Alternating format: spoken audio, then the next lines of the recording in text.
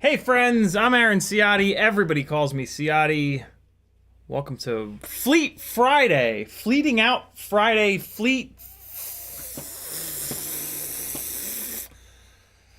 You thought I was going to say the F word, didn't you?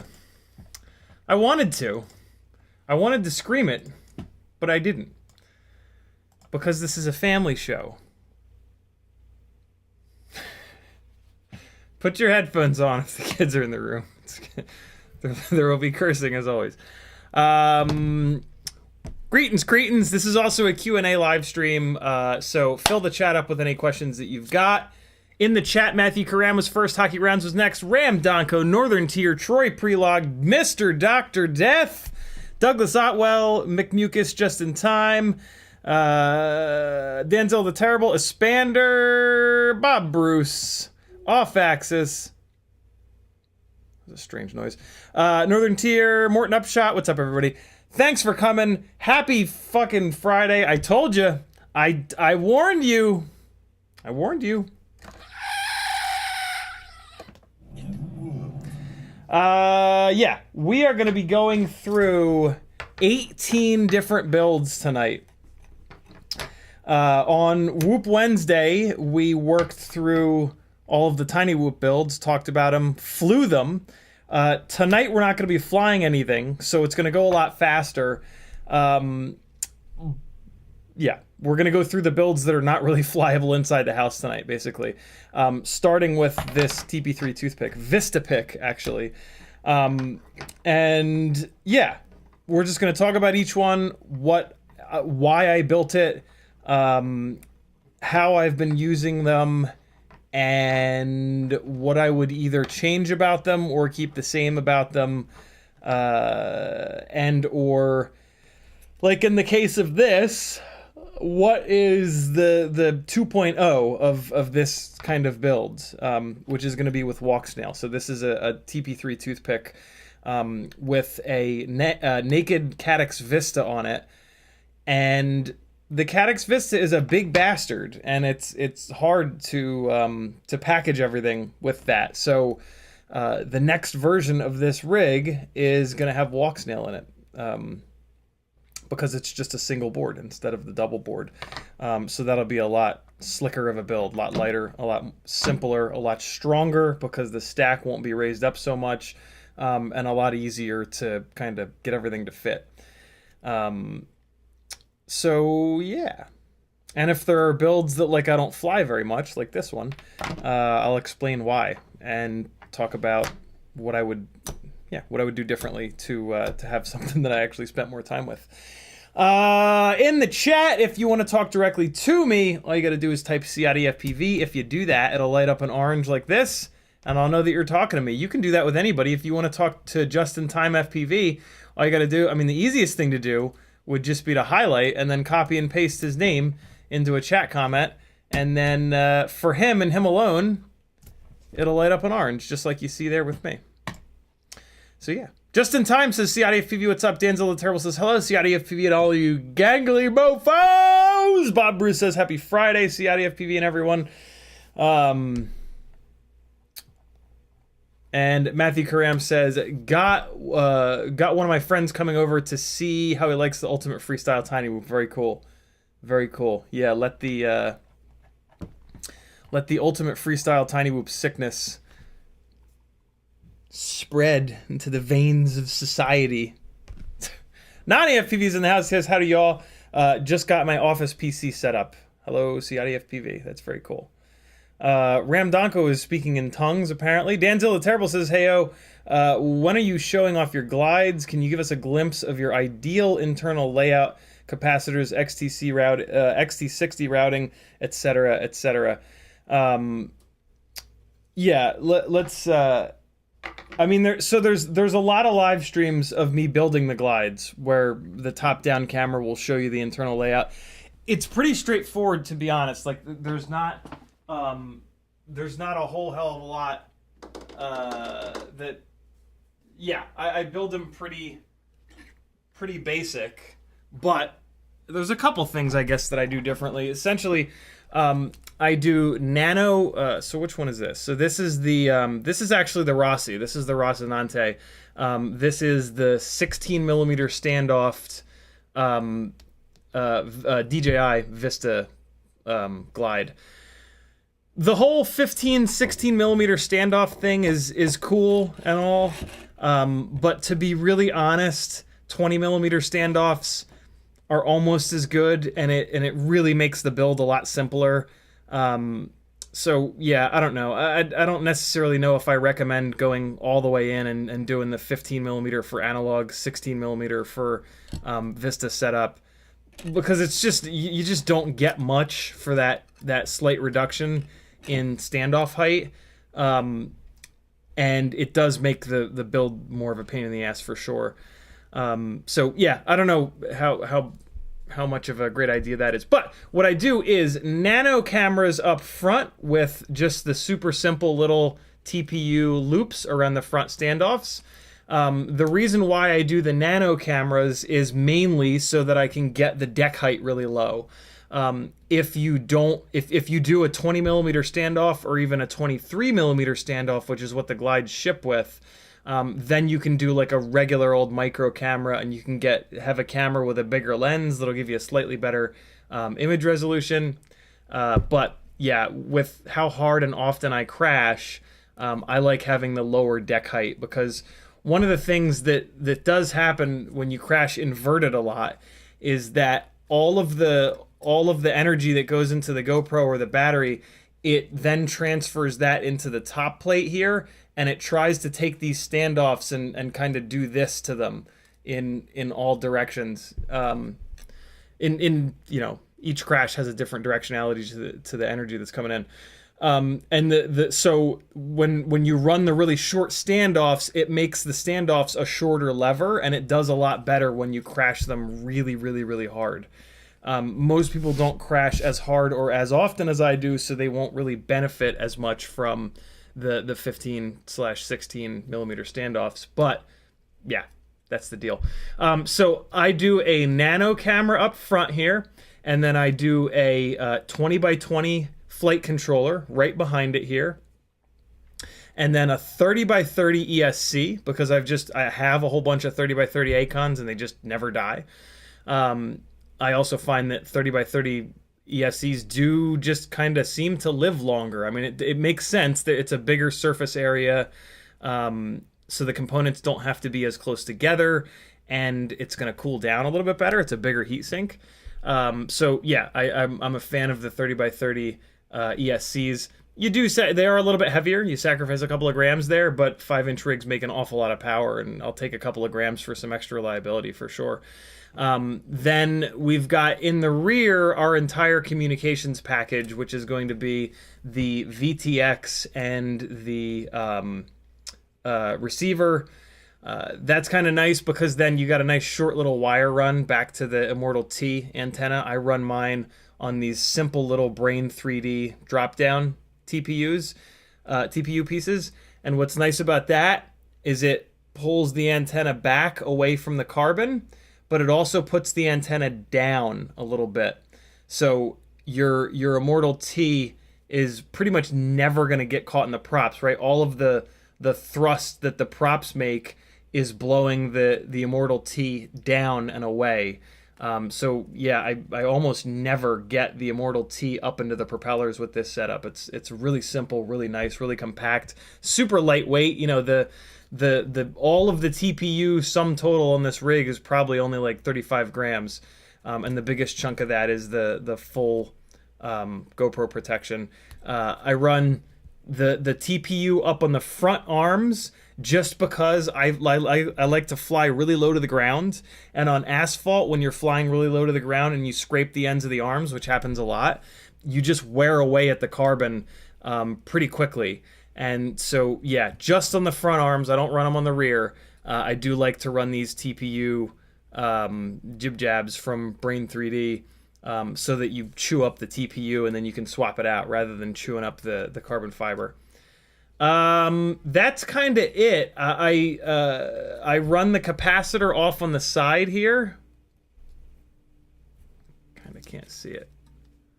You run the capacitor right here below my index finger. Here, let me fire up the bench cam. There it is. Yep. So there's where the capacitor kind of sits and lives. It is clear of the propeller. It's very close. But if the propeller bends down, there's a couple of millimeters of clearance. So the propeller never really hits it. It is pushed out a little bit farther on the Rocinante here because there's a Vista. There's a big giant Vista VTX back there. On my analog rigs, the capacitor sits a lot farther inboard. See, there's the Vista there below my finger that I'm wiggling. It takes up a huge amount of space in the rear. On the analog glide builds, basically the VTX and receiver get stacked up on one part of the rear. You can kind of see the red of the Immersion RC Tramp VTX there, and then there's just a Crossfire Nano zip tied on top of it. And then on the other side here, the capacitor is all the way inboard. Here, let me grab the other camera that's actually got autofocus turned on. So yeah, the capacitor sits all the way inboard there, and I've got a really cool little PBR sticker Race Day Quad sells a whole bunch of really fun little stickers for 1000 UF capacitors. So yeah, that is my glide setup. So this is now an analog rig, and these are 15 mil standoffs. And with the analog setup, the 15 mil standoffs are a lot easier to work with. The Vista setup with the 16 millimeter standoffs, like, it's really tight. Like, it's kind of ridiculous in there. But yeah, this is what it looks like as an analog 15 mil standoff rig. And yeah, it's super strong. I don't really, ever since going down to the 15s, I don't really bend or break these standoffs anymore.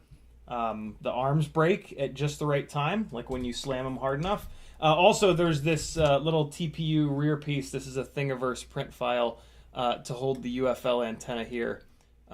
Super lightweight, super solid. And what's cool about it is it holds the UFL here. The head of the antenna is up above the battery line for really good reception, but it's wobbly like this. So when you smack it into trees and stuff, it just bounces off. When you like hold these things really solid, when you're crashing through a tree, it's going to do a lot more damage to the head of the antenna, and the heads of the antennas are very fragile. So you got to be careful with that. So that's kind of the layout of most of my glides. We're gonna go from smallest to large. That's not me talking at all about how I use them or anything like that, which is the main purpose of this stream. So yeah, we're gonna kind of dive into that next. But yeah, man, there's some fleet info there already. Shirt of the day, one of my favorites. Denzel, we got that. Oh, XT60 routing. I run the ESC so that the power pads are in the back, and then I solder my battery leads on at a 90-degree angle going out the side of the frame. And so it just goes, so the ESC is here, the leads are like this, they go right out the side, and then they go up to the top plate, and then they 90-degree forwards. And then the way I mount my battery is with the leads in the front, protected behind the GoPro. So the leads come, so the battery sits here, and the leads come right up and around, and they meet up with the ESC battery lead. And what's cool about that is you can put the battery lead under the battery strap, under one or both of the battery straps. So your XT60 is protected, the plug is being held together, so it's not going to come unplugged. And the only real way for the battery to eject is for both straps to rip, which I've never had happen. So I've not had a battery ejection in years with the Glide setup. So it's the way that I build these glides has changed over and over and over and over again through the years, and it's just gotten better and better and better and better and better. So if you build your glide exactly the way I build mine, you're going to be really happy with it, because like every stupid little thing, the way the battery wire routes, all kinds of other little subtle things, where the antenna is, the size of the camera that you run. You know, I've tested a million different variations. I've crashed the shit out of all those variations, and I've chosen the ones that are the easiest to work on, the easiest to build, the most durable. And so, yeah, my glide setup is pretty kind of dialed in, to be really honest.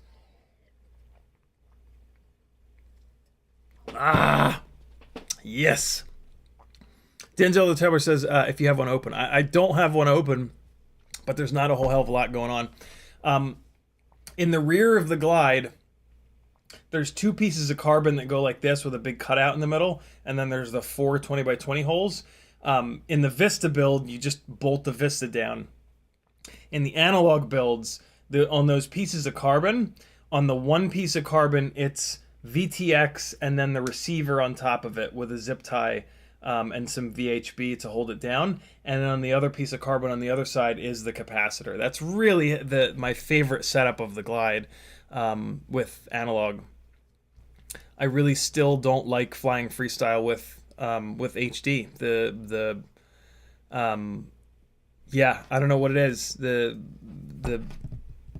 the improvement in image quality doesn't really seem to help me fly any better, and the little micro freezes that I get with the vistas when I smack into stuff really kill my ability to catch the damn thing if I smack into something and not let it hit the ground, right? Like if I smack into the side of a building or a railing or something like that. On the analog rigs, I can catch it before it hits the ground and fly it away. On the DJI rigs, I can't.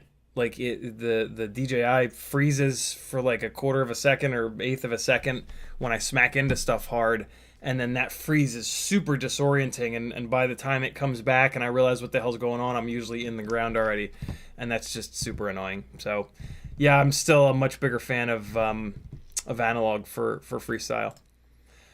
Which is wild, because 5-inch rigs are so fast that you would think being able to see more clearly farther ahead would be such a benefit. But I don't know, I guess like we're turning so much that things are coming, like we're not just flying straight forward to be able to look far enough ahead. We're turning a lot, so the objects are kind of coming into view from the side of the screen so quickly that the better quality just, yeah, it just doesn't help me fly better. Is it more fun to fly the DJI rigs? Of course. It's so nice to be able to see where you're going. But when I bring my footage home and I look at the footage from the two identical rigs, one with analog, one with digital, every single time on the footage that I get out of the analog rigs, I'm flying better. And that's what I care the most about, to be really honest. Call me shallow, but hey, I want to give you guys good flying to watch, and I want to, feel like as good of a pilot as I can possibly be. Bo Weber's in the house. Denzel the Terrible says, "Oh, you do little foamy feet too? Interesting. Must keep it out of the grass a bit, nice and clean." Yeah, the foam feet to me are actually really important. It saves the heads on the bolts on the bottom from getting stripped out. And it also allows you to land it on like cars and stuff without scratching the paint. So yeah, the foam feet I run on all of my rigs. They don't weigh anything, so just do it. I get the cheap ones from Amazon that come on these sheets, and sometimes I have to cut them in half on like the smaller rigs. But yeah, the foam feet from Amazon are super cheap, and it's just really nice to have. It does kind of keep it up out of the grass ever so slightly. It's just, there's really no benefit to not running them because they don't weigh anything, right? The foam just is, you're probably adding 1.1 grams or something like that. So yeah, I'm a big fan. Ramdago says, RunCam Split 4 for 3-inch world or hybrid is my level of cost. So unfortunately, the RunCam hybrid has been discontinued. We had to pull it off of the Ultimate Shopping List. It's one of the last things we did before those Ultimate Shopping List weekly phone calls became a little bit less frequent. RunCam Split 4, though, huh?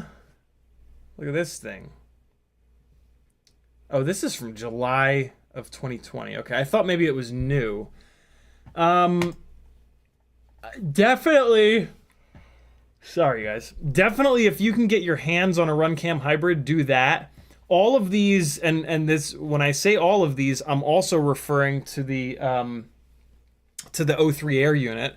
All of these units that have one single camera with one lens and one CCD, that's the chip on the inside that turns that turns light into ones and zeros. All of these rigs that combine FPV and HD into one setup here sacrifice performance on the HD side for the fact that it also has FPV built in, and it really sacrifices FPV performance because it's got HD built in. So I can never really recommend these split style setups with just one lens and one CCD. Other than if you're building like a little tiny whoop or something like that, like they're showing here. A little tiny whoop, I get it. I totally get it. on anything bigger than a Cinewhoop, I don't recommend it. I really think you should try to find a RunCam hybrid. The performance out of the hybrid is phenomenal. The FPV camera in it is amazing, and then the HD is really, really, really good. It's pretty much on the same level as the Thumb Pro, which is really good. The Thumb Pro, you know, not quite as good as the Insta360 Go 2 or 3, but still really, really nice, especially for the cost. Holy cow, the Thumb Pro is incredibly inexpensive. So, yeah, RunCam Hybrid is going to be your best bet for a 3-inch build. You just might have a little bit of trouble finding it, but they should be out there. Is anybody? So if anybody watching this has a RunCam Hybrid that they're looking to sell, get in touch with Ramdanko on my Discord channel.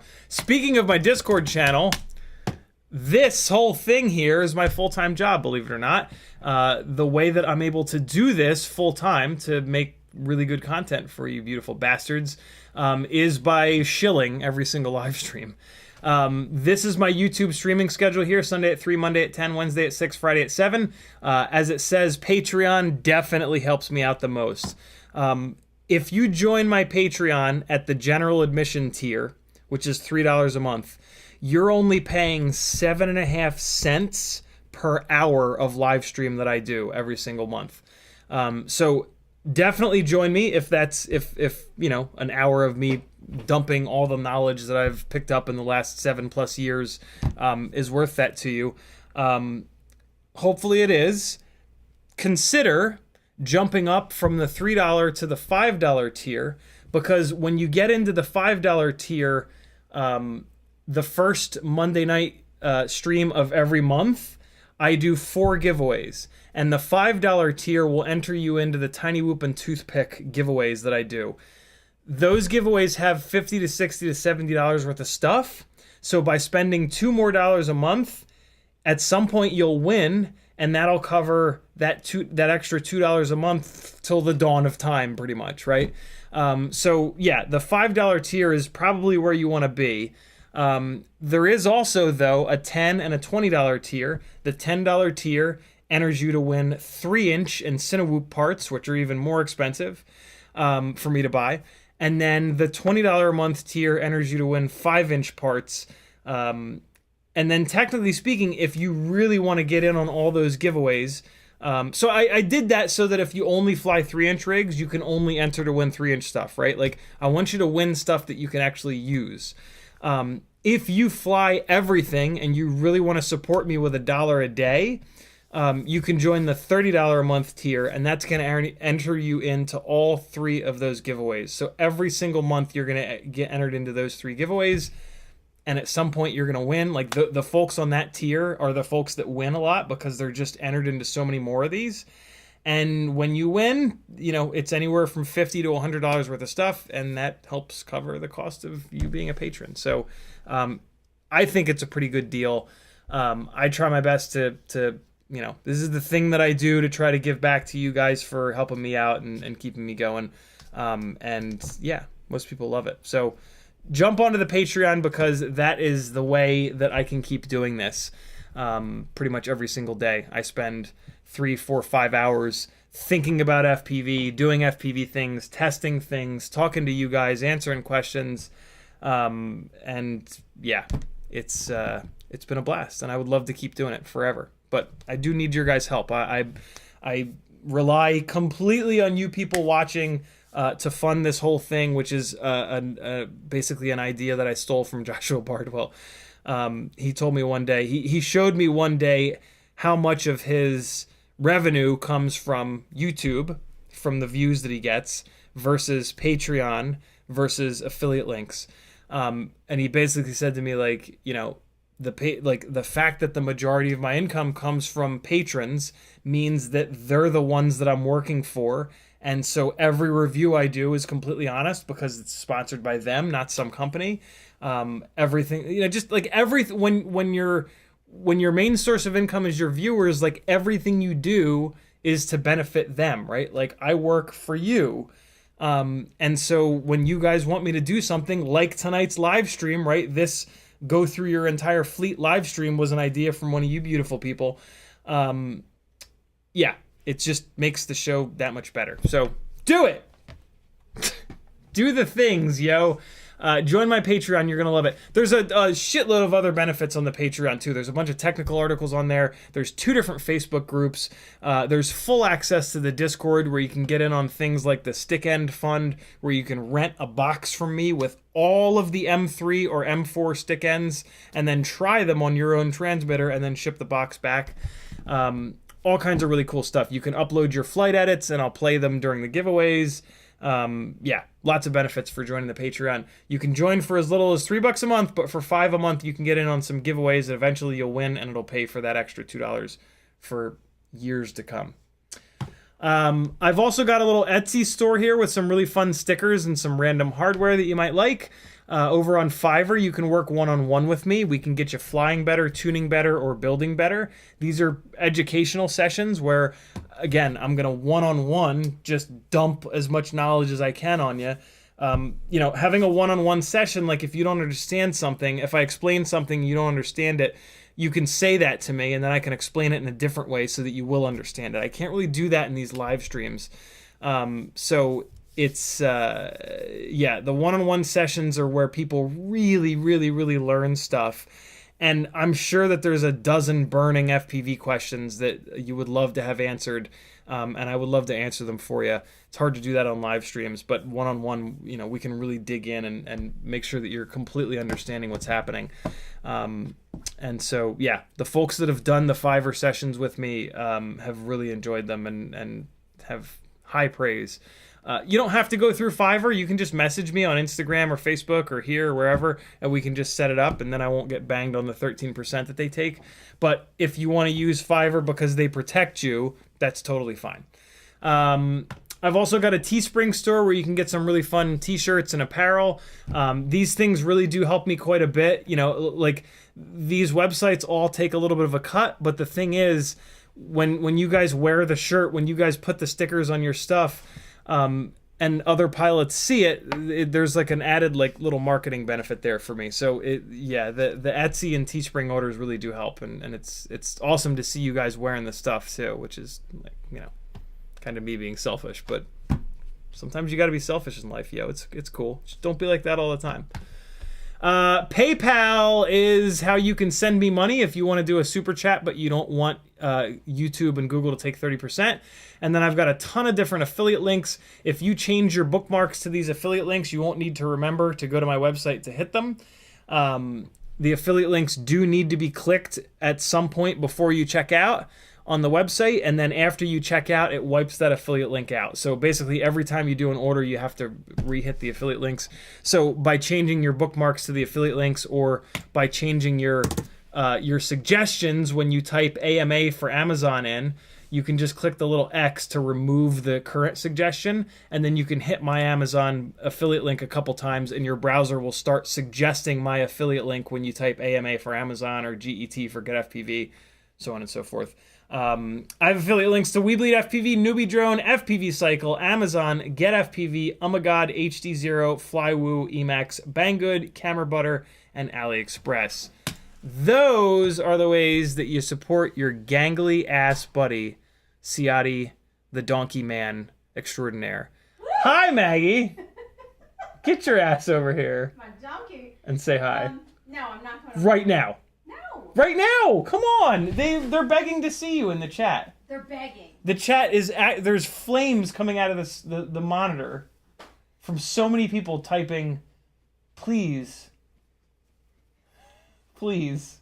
You're so gangly, sir. You're so gangly. Here I am. I love you. You're so easy. That's what they say. That's how you got me. Wait, what? There, Off Axis says, please, Maggie, LOL. Yeah, that's how you support your buddy, CiottiFPV. Click all the things, do all the things. Most importantly, let's dive in. We got a lot of quads to talk about here tonight, and it's already, good Lord, it's already 7:40.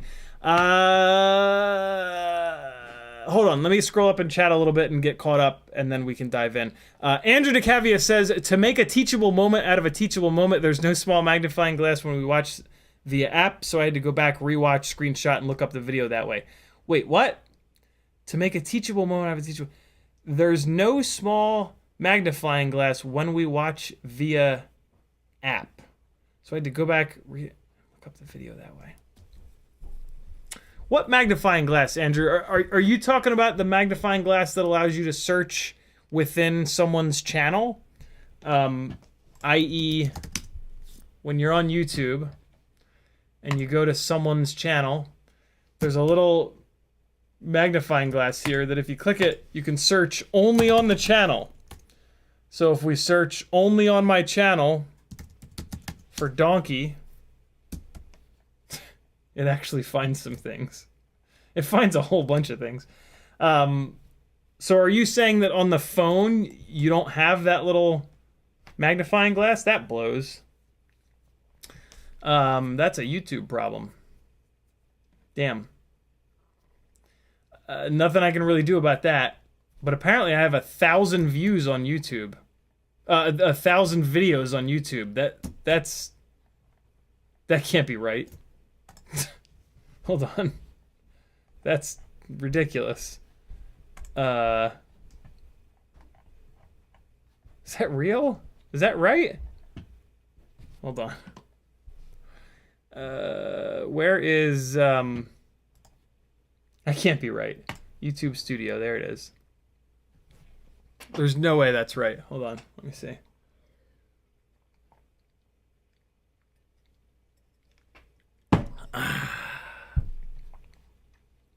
Content. Here we go. This should tell me. Or not.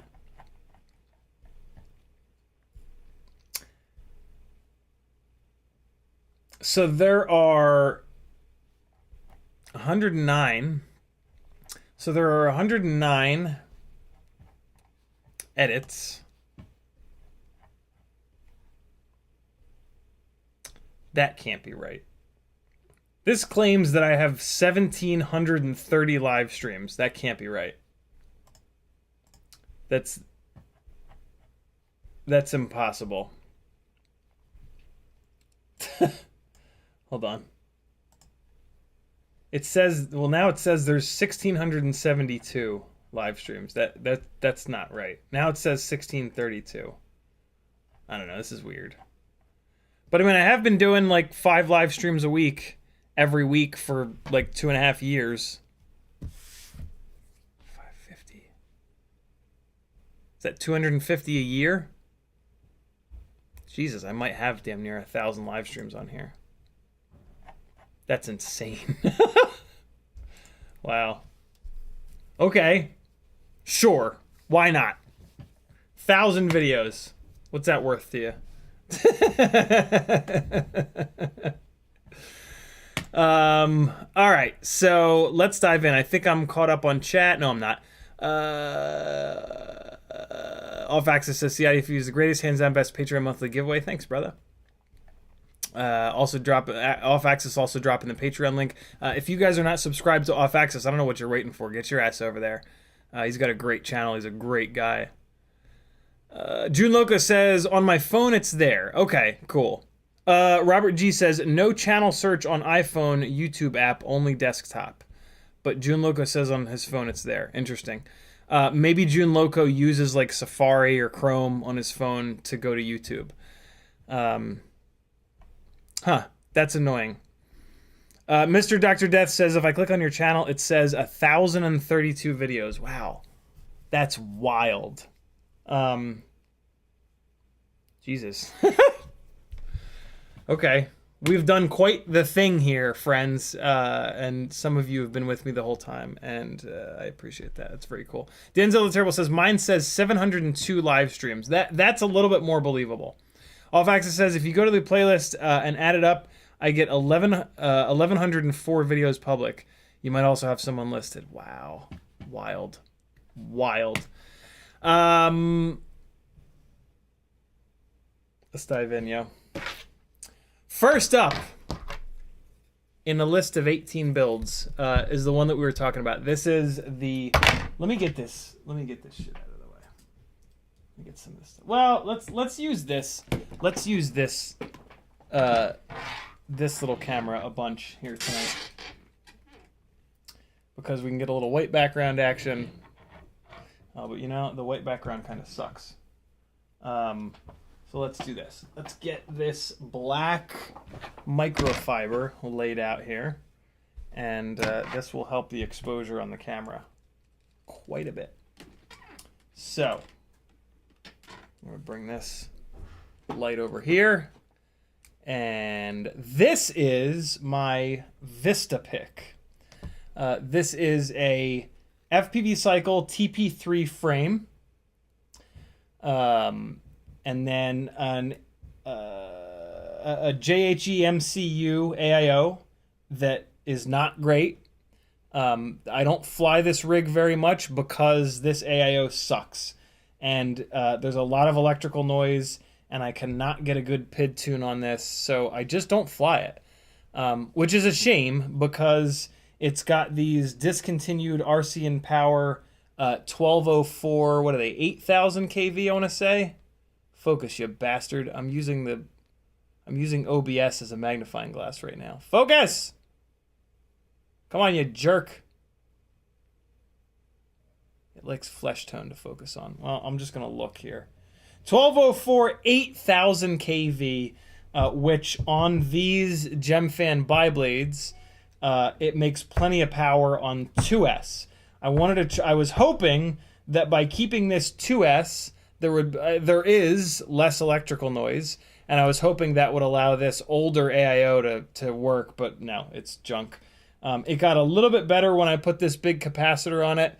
It also has a little capacitor here on the XT30, which pretty much does nothing. But even with this big capacitor on it, it's still got a lot of electrical noise, and I just can't get a good PID tone on it. It's actually on Ghost, which is kind of cool. A little Immersion RC Ghost antenna here. And yeah, it's an incredibly tight build. It took forever to do. It was kind of a nightmare. And now I don't fly it because it flies like ass. And like, I don't want to take it apart because it was so hard to build. Like, this is why I don't like really tight builds like this, because when they're not perfect, you don't want to pull them apart because they were such a pain in the ass to build. So yeah, this thing's kind of annoying, but at some point I will pull this apart and I will take this AIO out of it and put a different one in, and hopefully the different one works, because this is pretty cool. That, you know, this has got good power, it's quiet, it's light, it's safe, and it's on OG DJI, which is really cool. You can get semi-decent DVR out of it, and you know, it's OG DJI, it just works. It's got their nano camera, the Caddx, I don't know, whatever, Nebula Pro, I think, Nebula Pro Nano, and it's got a terrible antenna on it, but it's just what I had at the time. So yeah, you know, you can, this is a really cool build. Just make sure you put an AIO in it that's not garbage, because it just completely kills everything. Yeah, at some point this will either be torn apart and Walksnail will be swapped in, or I might build another one. I might leave this one together because it's cool to have a Vista on here. Like, this would be an interesting thing to bring with me on the Criterium Cup cycling gigs, right? Like, if these guys are acting up or something like that, or if I just want a little bit of extra flavor, I can silently and quietly, you know, because it doesn't have prop guards, put this up in the air and just kind of screw around with it. This would be really nice for when I'm testing the site. I'm always really nervous because I only have two of these. I have this one and the AOS 35, Cine 35, which we're going to look at in a minute. I always feel really nervous the first couple of batteries when I'm doing site testing, because I just don't know. Like, it's the land of the unknown. There could be some weird video interference when I get 48 feet away that pulls this thing out of the air, and if it crashes just wrong, I might be down from 2 to only 1 working rig. So this little thing would be really nice as a site test piece. And when we're doing the site testing, like, the crowd's not there, the riders aren't there, it's just basically crew, And so I'm not really flying over people's heads, right? So the fact that this doesn't have prop guards really doesn't matter. So yeah, I would like to get this working someday. It's just, yeah, I just don't want to take it apart. It was just such a bitch to build, and the fact that I'm gonna have to rip it all, pretty much all the way apart to swap the AIO out is just such a nightmare. But at some point I will do it. At some point I will tear this down and get it back up in the air. The performance is pretty good. I mean, it's standard kind of toothpick stuff. It's really, really, really lightweight. So it doesn't have any real momentum or throw. But that's like the toothpick experience, right? It's super quiet. It's super chill. And yeah, very fun to fly. Next up, we've got a rig that's kind of pulled apart at the moment. This is my Oh My God 250, which is currently pulled apart because I am taking the RunCam hybrid setup out of it, and I'm going to put either DJI or maybe Walksnail into it. I'm not really sure. I've got it built with the Aerolite 2004 3500 kV motors. This is a kV that Tommy made for us.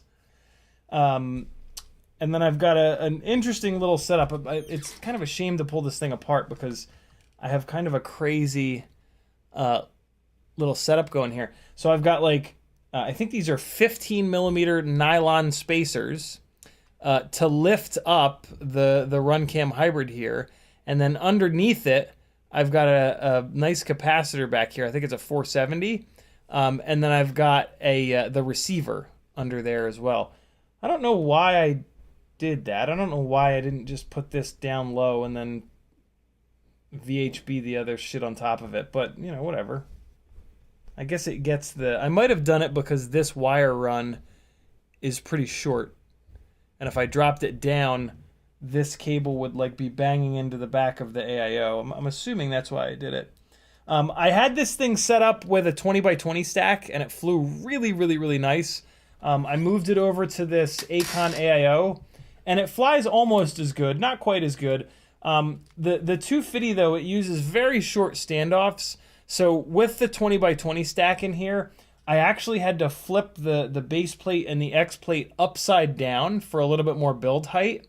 And when I did that, it then hides this inner set of screws here, so you can't remove the arms without pulling the whole thing apart. And pulling the 250 apart is kind of a nightmare because of the way the front camera cage plates sit. There's two, the second front camera cage plate is over there on the shelf. Yeah, it's just tough to work on. The way that these plates sit is a real pain in the ass to pull apart. So, you know, this rig doesn't really get flown much because of how much of a pain in the ass it is to work on, if I'm completely honest. I actually really like the way this thing flies.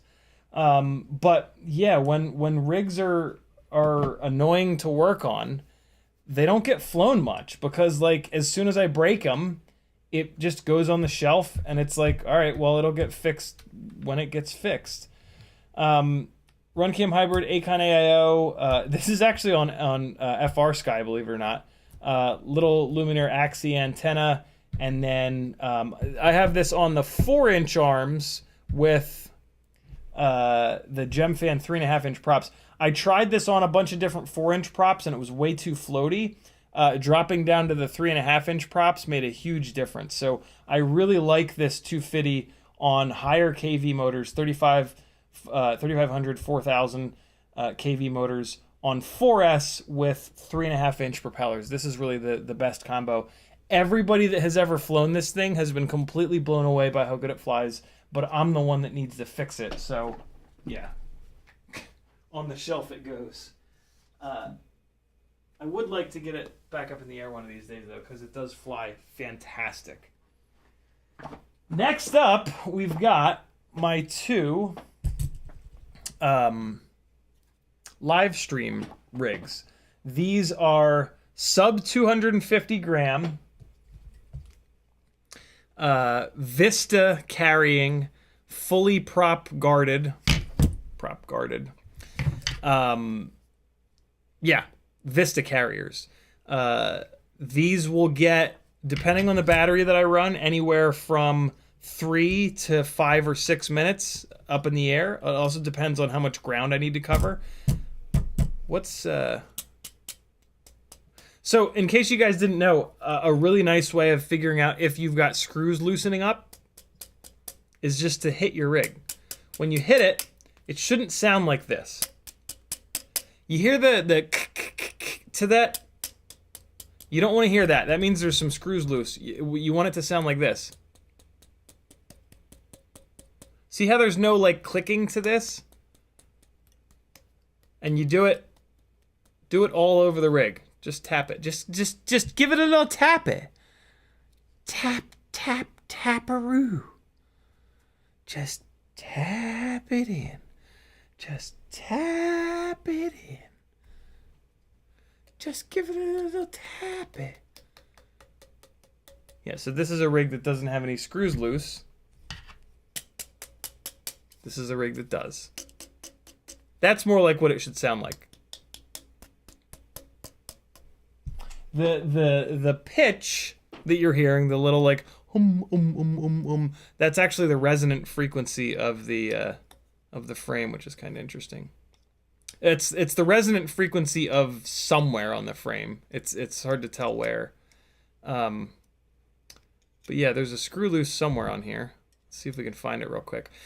So this is, while I'm doing this, this is the AOS Cine 2.5. And I do not recommend that anybody buys this rig. This frame, I should say. This is a frame that, like, from an engineering standpoint is completely fine. But from a real world standpoint where you're going to potentially crash it and you need to actually build it, it's kind of a nightmare. The biggest problem with this frame is how fragile it is. It's super easy to break these ducts out here because these ducts have no support other than here and all the way up here. So outside of these 2 points where my fingers are, all out here, it's all on its own. And it's very thin carbon. And the very first crash that I had with this, it broke these plates. I've heard that from one other person in chat. The next crash I had with it broke another one of the plates. That broke both the top and the bottom plate. And then to replace those sucks ass. You have to take like 20 screws out of each side, and then you got to pull all your electronics out. It's a complete nightmare. All that being said, this frame outperforms this QAV Pro Cine, whatever the hell it's called, frame. Mainly because all of this area out here is clear. So this is all of the thrust that gets produced in this region is nice and clean. But the problem is it makes it weak. The fact that that area is open is why it's so weak, and you can't crash it without it blowing up. This frame here, as you can see, it's got an extra support. There you go. It's got an extra support on the outsides here. So that blocks more of the thrust and makes it less efficient, but it makes it infinitely stronger. I have slammed this thing hard, and it is just bulletproof. So, I really have like an ebony and ivory situation here where this thing is horrendously durable, and this thing is incredibly fragile. But I keep this built because it does get more, this is more efficient. So if I have to really haul ass, this is the rig that I'm going to do it with. And then if I crash it and it breaks, then I can swap over to this guy. But yeah, it's really a shame that this thing is so fragile because it's a really cool design, and yeah, I don't know. I spent all the time building it, and it flies great. I would love to find what screw is loose. That one was a little bit loose, but not loose enough to make that horrible rattling. This is set up with a 20x20 stack, of course. It's got a Caddx Vista and the OG silver DJI camera. because this is output. So companies hire me to fly sporting events for their live streams. So I hook the smart controller up to their TV truck, and then my goggles up to the smart controller, and yeah, send the 720 60 frame per second output to their truck to use within the live streams. None of these, so there's really no like reliable way to do this yet with O3, with the O3 air units, unfortunately. Insanely, I should say. What is rattling on this? I mean, I haven't checked all the screws, but I've checked a bunch of them. So yeah, this also has T-Motor 1404 4600 kV motors. They are fantastic. The 4600 kV is really the star of the show. That is enough RPM on 4S for 2.5-inch propellers to make really good power. The propellers are Azure 2540s. They are the most efficient with really good power. I think it's Oscar Liang that has a really good article with a bunch of testing on 2.5-inch propellers. And the Azures don't make as much power as the Gemfan 2540s, but they are more efficient. And for this, for the work that I do with this, efficiency is very important. If I can stay up in the air 30 more seconds or 60 more seconds, that's a really big deal. So yeah, these propellers being efficient is super important to me.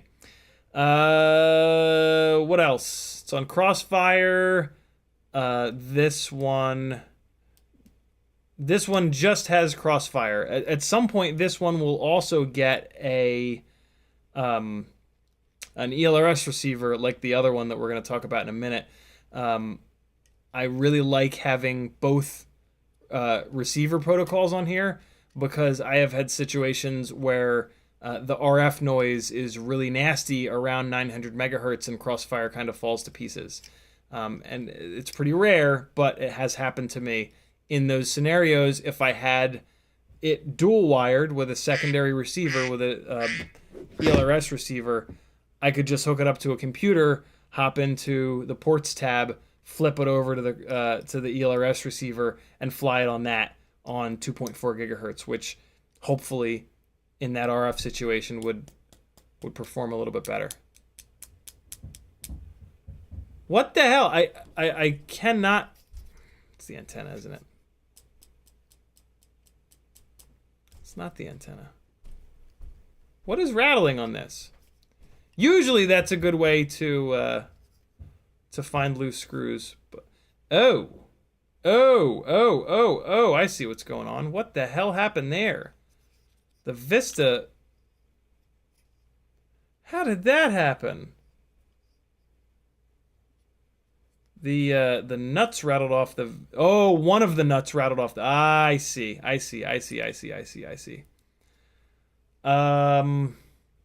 That sucks a lot because the screws that secure the Vista are buried behind this extra top plate.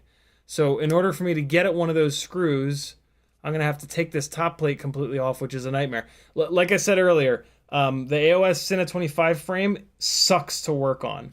And just something as simple as this nut falling off of this Vista is now going to take me hours of work just to get something on this screw head so that I can put another nut on here.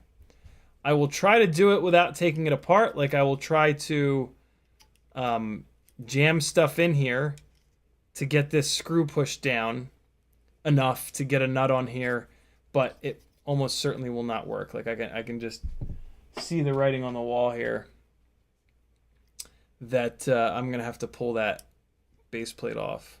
Although as I say that, I was just able to kind of get this pushed down a little bit. So there's a chance. There's a chance I can get this. I need another M2 nylock nut. Do I have one sitting out here on the table? Of course not. Oh wait, I do. Here, hold on. See if I can super quick fix this. If I can get a nut onto here, this will be an effing miracle. It's just in like a really weird spot. Yeah, no, this is gonna be. Let's try the nut grabber. This is a perfect situation for the nut grabber to shine. This little guy here will save your ass. This is an amazing little tool. And if you go to CiottiFPV.com and you click the Amazon link on there, it'll take you to this nut grabber. The nut grabber is my main Amazon affiliate link. And like, if you don't have this, you're only hurting yourself. This is such a nice tool for like so many things in life, to be really honest. It just holds things beautifully that are difficult to hold. One of those things being your nuts. Thus it being called a nut grabber. But I can already see the writing on the wall that I'm not going to be able to do this without pulling the top plate off, which is just infuriating, but hey, that's FPV, yo. So yeah, I need to do a little bit of repair on this one. I actually have a Criterium event. Actually, it's an NCL event this coming weekend. So yeah, there will be no live stream next Sunday. Maybe next Friday either, but next Sunday. But it'll be totally worth it because those events are my favorite thing in the world. I don't think there's really anything else that I can tell you about this. It's got a little capacitor on board, little TPU. I mean, let me at least give you guys the up close and personal look at it. Weird little antenna setup, but it kind of works. Like, this is the top of the rig, so I've got the Immortal T up on top here, like a little spoiler. But this is a spoiler that actually does something, unlike Bubby's spoilers, which just make the rig perform worse. So yeah, if you're gonna do a spoiler with your Immortal T. And then what's nice about that is when you're flying it and it's got up tilt, your Immortal T is the highest spot, as is your antenna. So yeah, this setup really kind of works well. Not a whole hell of a lot else that I can tell you about it. That's what it looks like on the inside. Nothing crazy. I think it's a Gep RC stack. Don't quote me on that. There's the Vista in the back. There's the Crossfire VHB to the bottom of the Vista. And then there's the AOS logo on the bottom. I've got titanium hardware on this thing just to keep it as light as possible. Even the motor screws are titanium. Yeah. A couple of little foamies to keep it off the ground. This rig flies really, really well. Really impressive flying rig. Next up, we've got the QAV Pro Cine. This is built for the same use, but much more stout, really bomb-proof. Exact same motors for now. I have some different motors that are going to go on this rig. This guy is, I think it's actually a little bit lighter than the AOS rig, but it's not quite as efficient because of this piece of carbon right here, blocking a little bit more of the thrust. But this little piece of carbon here is why this thing is bomb-proof, because when you crash on the corners, this supports it. And it just makes a huge difference. This is a frame that you're really not going to break, I don't think. Kind of a weird Immortal T mount situation here. This is the only Immortal T mount on Thingiverse for this, and it works okay. It's a little bit floppy, but I mean, it's fine. It gets it away from the propellers, it gets it away from the carbon, and that's really what we want. And then it's got a little provision for the video antenna as well. Similar kind of setup, Vista in the rear with a Crossfire VHB to the top of it. 20 by 20 stack here. What I really do like about this frame, though, is that it's got 20 by 20 holes on this side, and I've got the flight controller on this side here. But then it's also got 20 by 20 holes on the other side, and that's where I've got my ESC.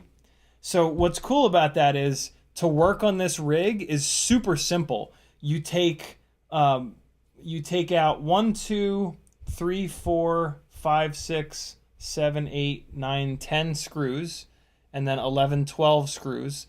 The whole top part comes off. The whole bottom part separates. Your ESC is on the same side as the motors, so it's really easy to build. You can just build it. Basically, you put it like this, and you build it with the motors and everything, just without a flight controller, without a camera, without video, and then you just run your ESC to flight controller cable up to the other plate, which is where you build with your flight controller and your video system and your receiver and all that good stuff. And it's just super simple. And now this rig, it's got the crossfire antenna back here, and then it's got a little 2.4 gigahertz antenna here, because this one does have a secondary receiver built into it down there. So I can just go into the ports tab and switch it from like UART1 to UART3 and swap over from crossfire to ELRS if I've got a weird RF kind of thing going on. So really, really nice. Again, the DJI Silver camera, because everybody says that one has the best quality. I personally can't see the difference between this camera and the Nebula Pro, but hey, I had these cameras, so what the hell, I'll use them. Yeah. I don't really know what else to say about this one. I love flying this because I'm just supremely confident in it. I'm supremely confident that if I smash it, it's not going to break. When the AOS is up, I'm very cognizant of the fact that if it goes down, it's going to break. So, yeah, this one is much more fun to fly because I'm just completely confident in it. I can bang it around and it's going to survive and it's going to be completely fine. Just sacrifice a little bit of runtime with this build versus the AOS build. This is going to be getting a slightly bigger motor. Let me actually weigh both of these. Since this is the more durable rig, I might as well put a slightly bigger motor on it because it's not gonna, putting a bigger motor onto a rig, I always kind of realize like, hey, that's gonna make it less durable. So if I put a bigger motor onto the AOS, it's already not durable. It's gonna make it even worse. This guy is 175 grams. The AOS is 180. So yeah, even though the AOS frame is 1,000 times more fragile, it's actually heavier, mainly because of the very strange double base plate setup that this thing has here. This double base plate setup is also why this thing is a nightmare to work on. It is nice that this has removable arms, but you're never going to break these arms. So, the fact that, like, it gains a bunch of weight because it uses removable arms, but then it doesn't get the main benefit of the removable arms because you're never going to break these removable arms. So it's kind of it's a frame that's sort of confused in a way. You know what I'm saying? Where this is like locked down. Like this uses just two plates, top plate, bottom plate. So if I do manage to break this, it is going to suck to repair it because it's a one-piece base plate. But it doesn't break because it's way stronger because it has this extra standoff out here. So yeah, like the AOS Cine 25 on paper looks like a much better frame, right? But in the real world, this QAV Pro 2.5 is significantly better in every way but efficiency.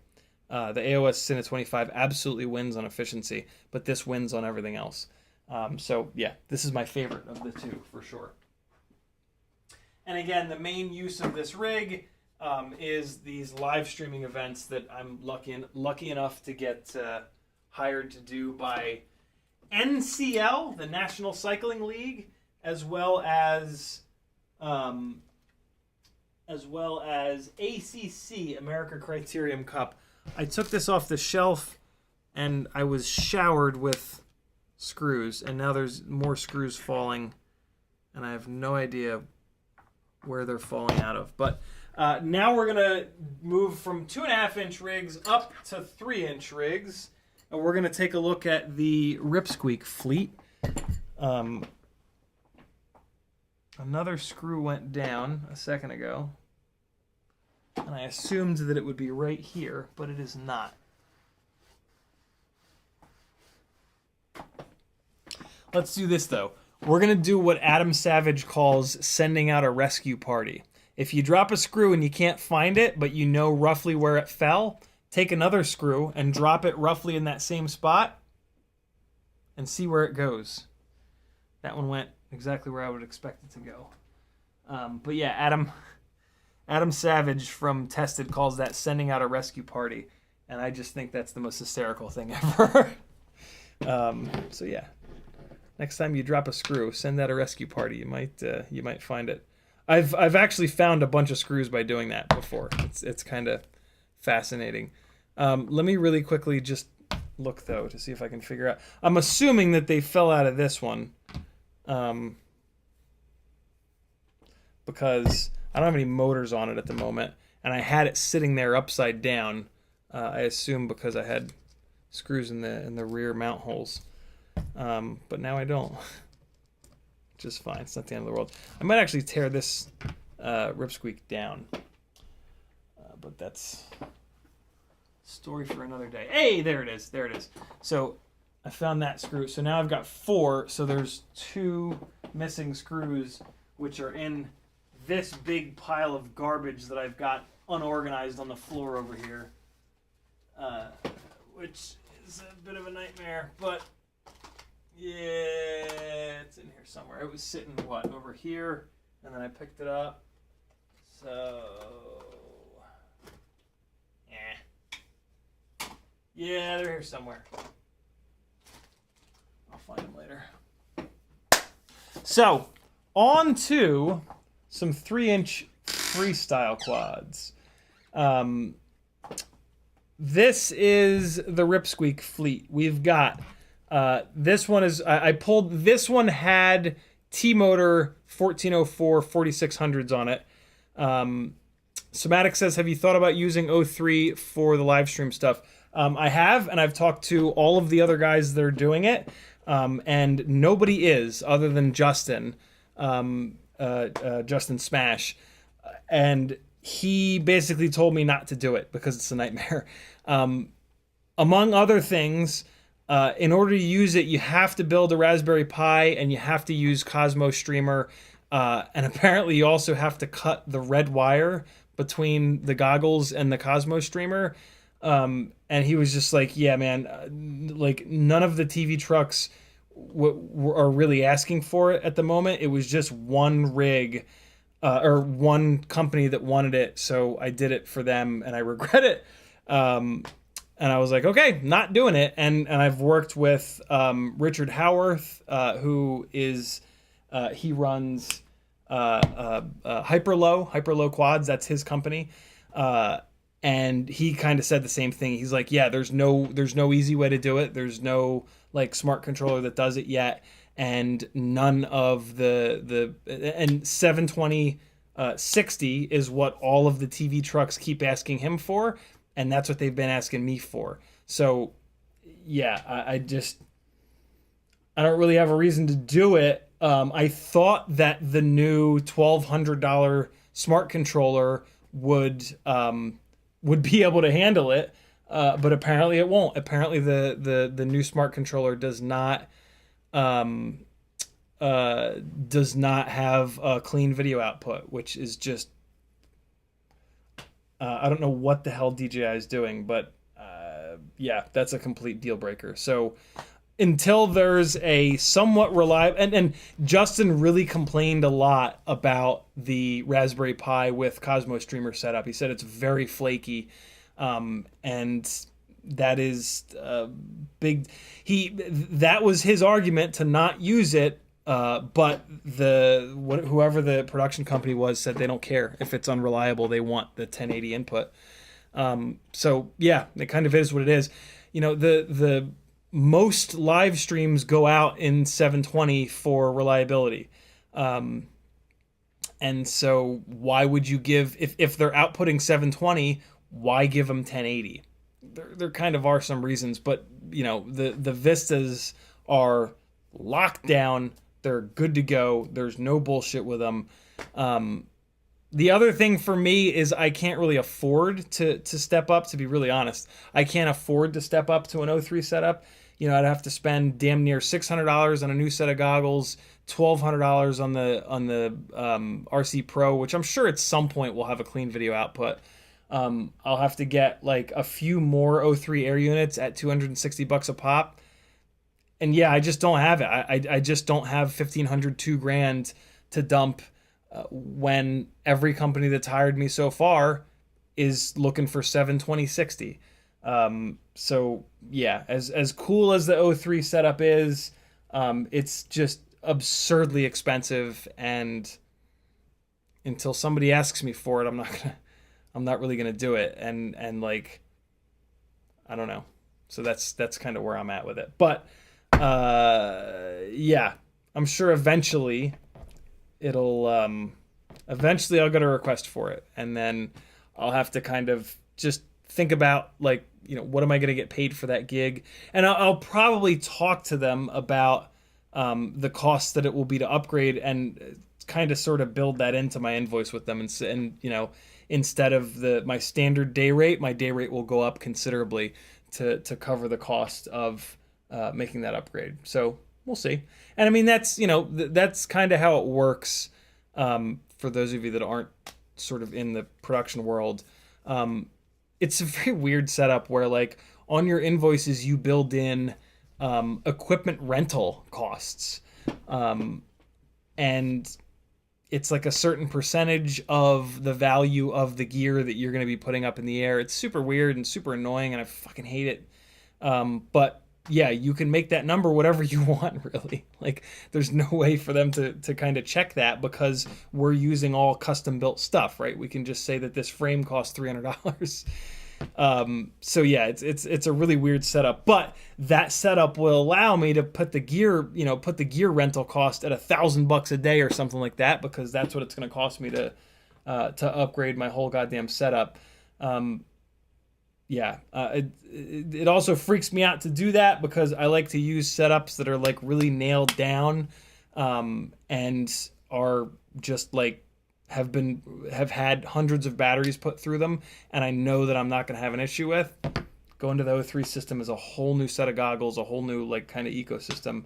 And yeah, that's just a little scary. But at the moment, the main issue is the cost. It's just heinously expensive for me to go up to the 03 system. And yeah, I live on a very, very tight budget, which is fine. Like, this is not me complaining about that, but this is just the reality of my life. Let me get caught up on chat a little bit here. CMYKFPV is in the house. He's dropping the CiottiFPV.com link. Thank you, dude. It is 8:21. We got 40 more minutes to get through the rest of these rigs. I'm going to have to start flying. Pauly Shortcut says, what's your favorite NewBee drone Cinewhoop? NewBee drone doesn't really make Cinewhoops. They've got like a weird 360 camera thing. And then they've got, I guess they do make a Cinewhoop. They've got some crazy all carbon fiber thing that's a complete nightmare to build and work on. So yeah, I don't recommend that you get either of those. The 360 cam thing is kind of gimmicky, and then their other Cinewhoop is just such a nightmare to build and work on that it's going to be one of these rigs that, like, you're not going to want to fly it, and if you do fly it, you're not going to fly it hard, and like, what's the point, in my opinion? So yeah, I really don't recommend any of the NewBee drone Cinewhoops, unfortunately. NewBee drone makes a lot of really nice stuff, and I love ordering from them, but yeah, those two 3-inch cinematic-ish rigs that they make are not great, in my opinion. Hockey Round says, I think we all have a screw loose. And if you dive into that saying like, oh, well, it's a Cinewhoop, you're just never going to crash it, that's not true at all. Technically, sure, you could fly a Cinewhoop backed off at like 50% of your ability, and maybe you'll never crash it. Maybe one electronic component will explode and it will crash. Maybe when you're tuning it, you'll have a weird desync and it'll crash. Like, this whole like just don't crash thing is the dumbest shit ever. And if people don't stop saying it, I'm going to bring a Kalashnikov to the FPV events and just start mowing them all down. I promise I won't do that. Ethan W says, do you have a problem opening Walksnail DVR on your Mac? Yes, the Walksnail DVR from the Quad acts a little bit funny. Only on one program. I forget which one it is. There's another program that I can use that opens it up just fine. But the DVR from the goggles is completely fine. So I don't know what that's going on with that. But in Premiere, all of those files work totally fine. So it's good to go. McMucus says, happy 28th of July, Peruvian Independence Day. Enjoy Pisco Sour, dudes. I don't know what's a Pisco Sour. CMYK says, got here late. What up, gangly gang? CiottiFPV off axis says, if you... Oh, no, we got that. Okay, good. Caught up here, caught up there. Good. Poly shortcuts. Matic got that. Ramdago says, look how big Ciotti is compared to Ripsqueak. Somatic Cinema says, RC Pro works and gives the same feed as a Mavic. It has a clean feed, too. No shit. Okay, is that a new development? Because I just talked to Rich at Monster Jam about this a few weeks ago, and he'd said that there was no clean feed from the... So the DJI RC Pro is the $1,200 smart controller, basically. Super absurd that they charge that kind of money for it, but hey, welcome to DJI land. Okay, that's great that they finally figured that out. It really pissed me off that they hadn't. Not that I can afford it anyway, but that's really good that they've got that set up with a clean feed. So that's one less obstacle in the way. Chase says, is your Neutron 1S AIO still alive? Had a small E9 power diode blow on mine. Already replaced it, and it's all good, just odd. Neutron 1S AIO. It is still alive, but it hasn't really been flown yet. I still need to order longer screws to get that build so that I can space the Walksnail VTX up a little bit more off of the Neutron AIO. So yeah, that build is still unfortunately on hold. I got to get that order in. Okay, cool. We're good to go. So let's blast through these ripsqueaks. This is the one that I stole the T-Motor 1404 4600s off of so that I could put the same exact motors on both of the live stream chase rigs to compare efficiency on them. Those motors might make their way back to this because, as I said, the one rig is going to get a slightly bigger set of motors. But yeah, this... or I might actually tear this rig down because now that the ripsqueak frame is pretty much discontinued, not really, but it kind of is. You just can't get them, and it doesn't look like you're going to be able to get them anytime soon. I don't need to have 4 different builds on ripsqueak frames, right? It doesn't make much sense. It would make a lot more sense to start tearing these things. I want to keep 1, maybe 2 builds in the ripsqueak frames because I love them and they're great. But what I'll probably do is it'll probably be this one that gets left together in the ripsqueak V1 frame. And then I've got a ripsqueak V2 build here, and this will probably get left put together. So I'll have 2 ripsqueaks, the V1, which works really well with the RunCam hybrid, and the V2, which carries the Insta360 Go 2 around really well. And then, yeah, this guy and this guy I'll probably get torn down, and I can use these drivetrains and squids in a different frame, probably my frames that Ryan Harrell designed for me. So... yeah, This guy almost certainly will be pulled apart. Oh, there's a memory card in here. I wondered where some of my smaller memory cards had gone. That's a score. What's this one? Oh shit, and it's a 32. Hell yeah. Okay. So yeah, RunCam Hybrid, one of the really cool things about the Ripsqueak V1 frame and the RunCam Hybrid is this massive cutout in the top plate perfectly fits the RunCam Hybrid here, so much so that like the lens sticks up and out. And with this build, you can run the minimum height possible on the standoffs, which is 28 millimeters. If you were to do this same thing on the V2 frame, which does, you can't see it, but it doesn't have as big of a cutout, you actually have to run 30 millimeter standoffs in order to clear the very tall RunCam Hybrid here.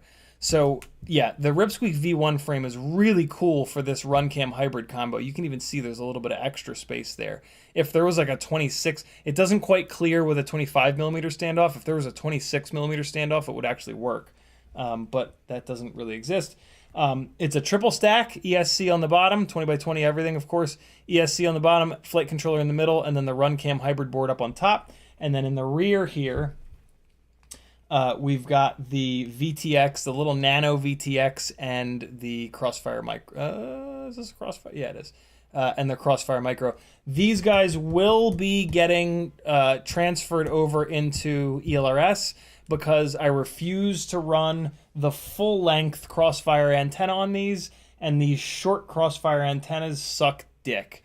So yeah, all of these Ripsqueaks will be moved over to ELRS at some point. It's just, you know, whenever they come apart. So this thing almost certainly is going to get ripped apart and dropped into a different frame, but, you know, that's okay. I'm actually going to put this over here on top of one of my frames to remind myself to pull it apart and transfer it over. Then we've got the current like fully functional V1 Ripsqueak. Very similar setup, although I've got different camera mounts on here that one of you beautiful bastards created. They've got this huge cutout here so that you can actually run 3.5-inch propellers on this. I don't like how it flies with 3.5-inch propellers, so I really prefer these Gemfin 3052s.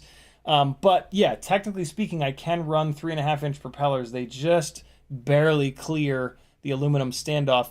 If there's any amount of TPU thickness on top of the aluminum standoff, it will not clear. But yeah, you can make this mount and it works totally fine. Same kind of setup, ESC on the bottom, flight controller in the middle, RunCam Hybrid board on top, and then a little nano VTX and Crossfire Nano in the rear. Terrible little Crossfire antenna, True RC Singularity. And this guy is on these Flash 1404 4500 kV motors that they sent me for review, and I gave them a bunch of feedback on. This thing flies really good. These 1404s surprisingly handle these Gemfin 3052 propellers really, really well. This thing flies phenomenal. And you've got a perfect FPV camera, and the HD feed is pretty damn good.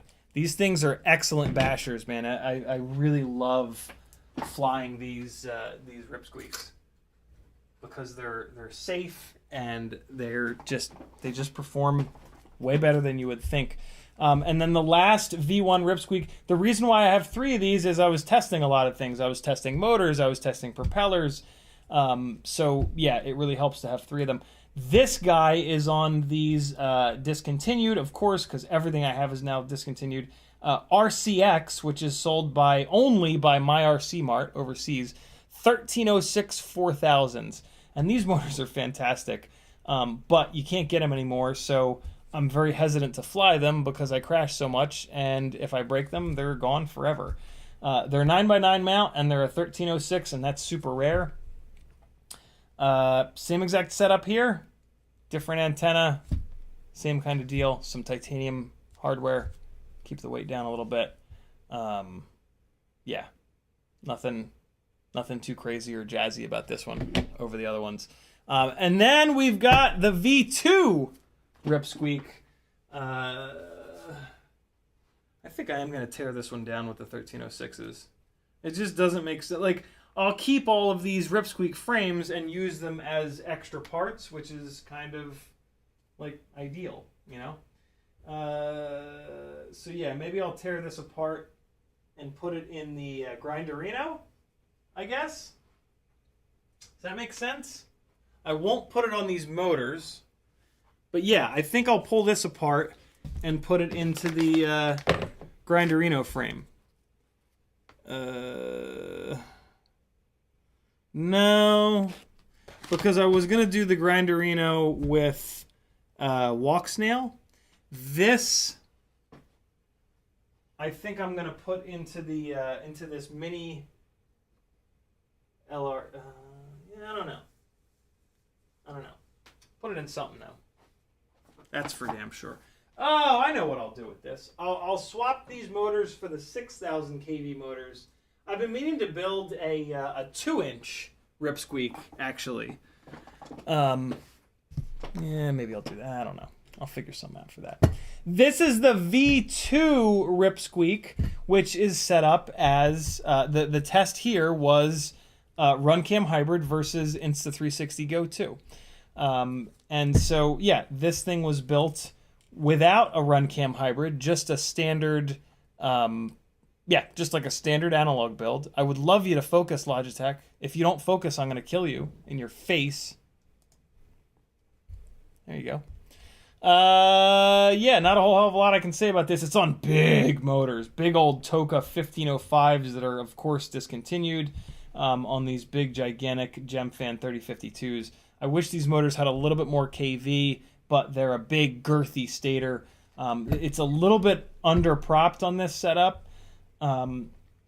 Unfortunately, this front camera loop setup here will not clear the 3.5-inch props. This would be a great candidate for 3.5-inch props, although it would then be too floaty for me. So, I mean, I don't know. If I pull this rig apart at some point, I will probably pull these motors off and put something higher KV on. These motors, these 1505s. Oh, no, okay. These are... Oh, yeah, no. I thought that was a... They're only 3,800 KV. So, I mean, they make okay power, but this motor, the stator size versus the RPM, versus the KV, would be better for 5S. And I do have some 5S batteries. I don't know if this ESC is rated for 5S, but I'm not going down that road. I use 4S 850s. That's like the main battery. That's kind of it. But yeah, this is what a V2 Rip Squeak looks like.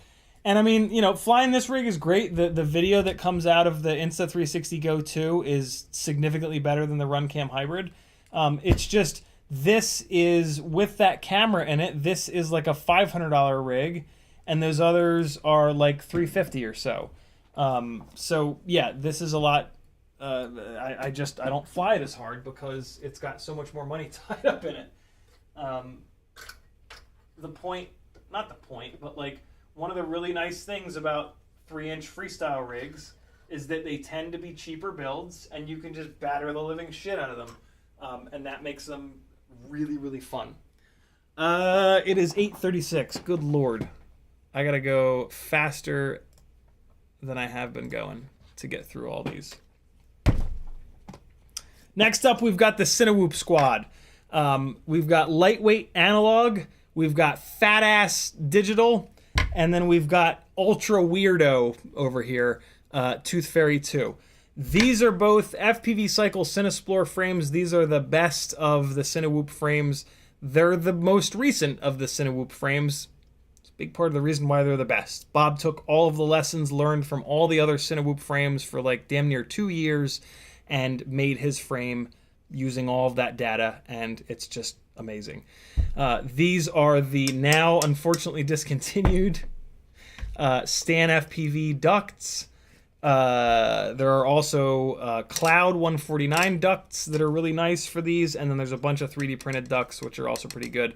I have these guys on, so the lightweight analog rig here is on ultra lightweight Brother Hobby VY 2004. What's the KV?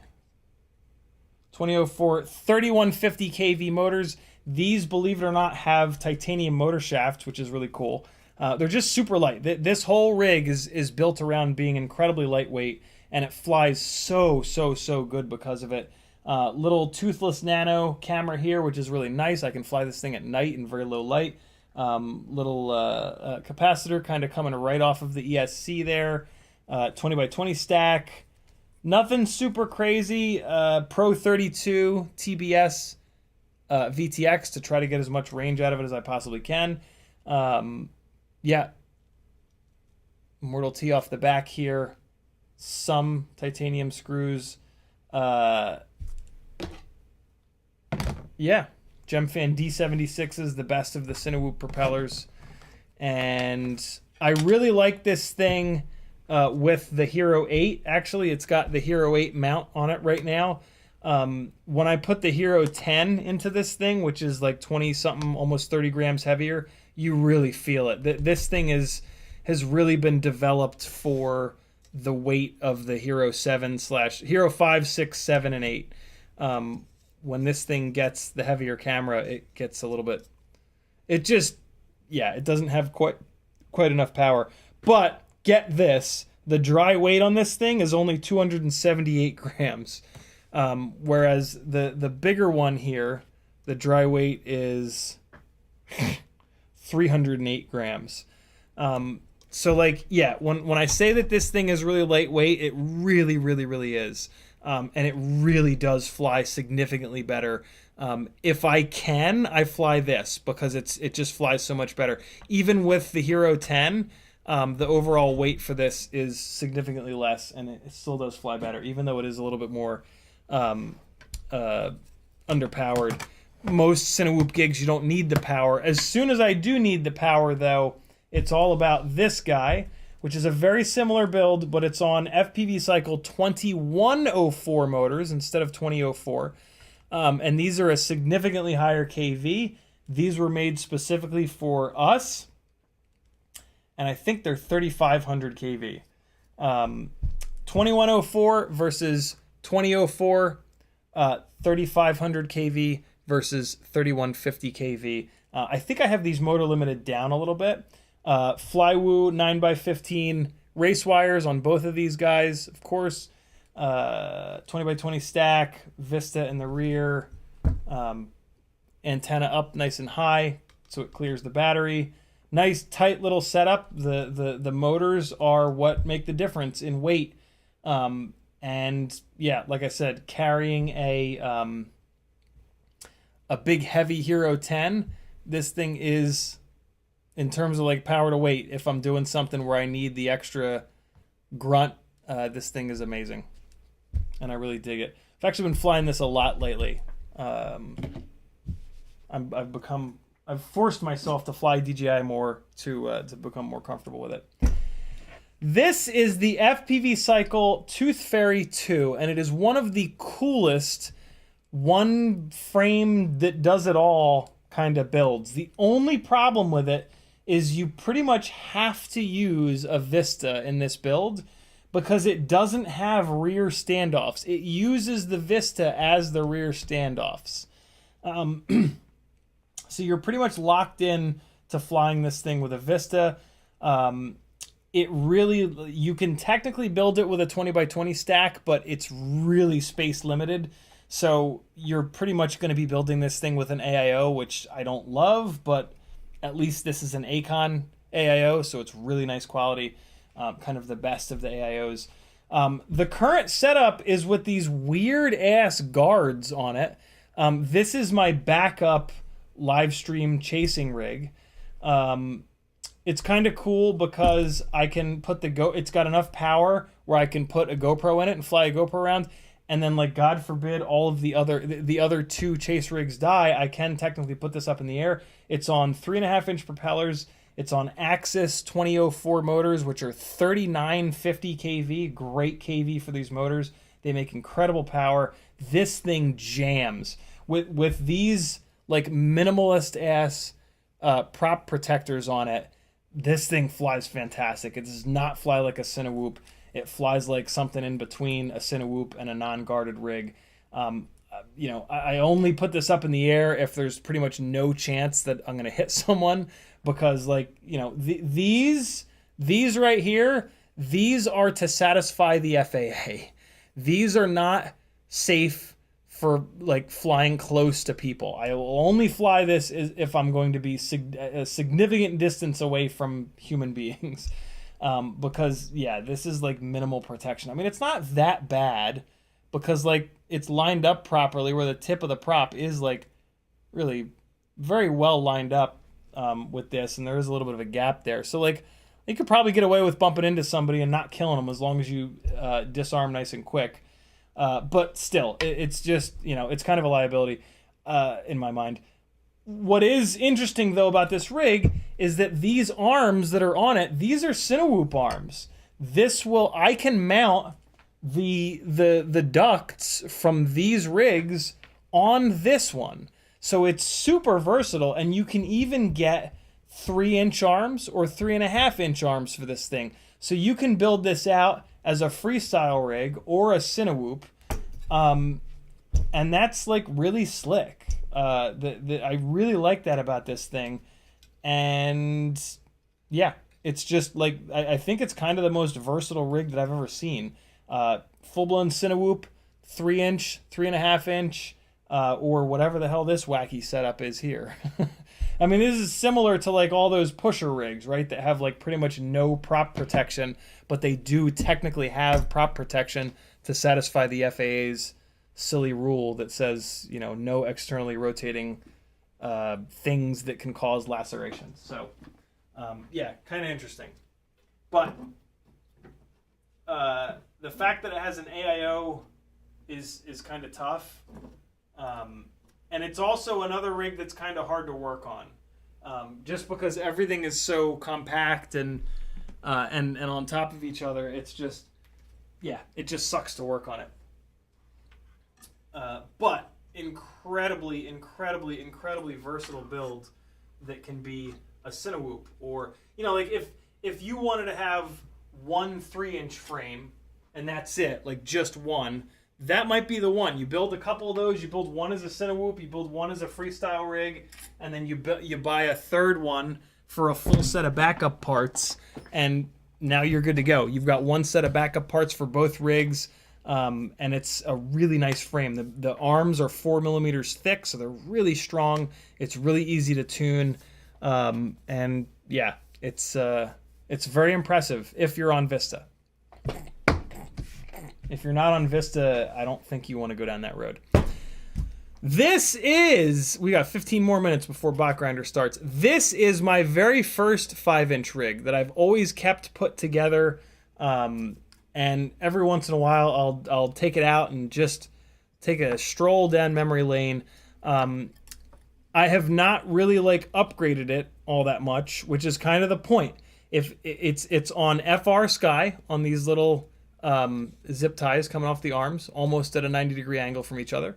It's got a shitty little Axie antenna that's, like, way too close in the rear here to get good video.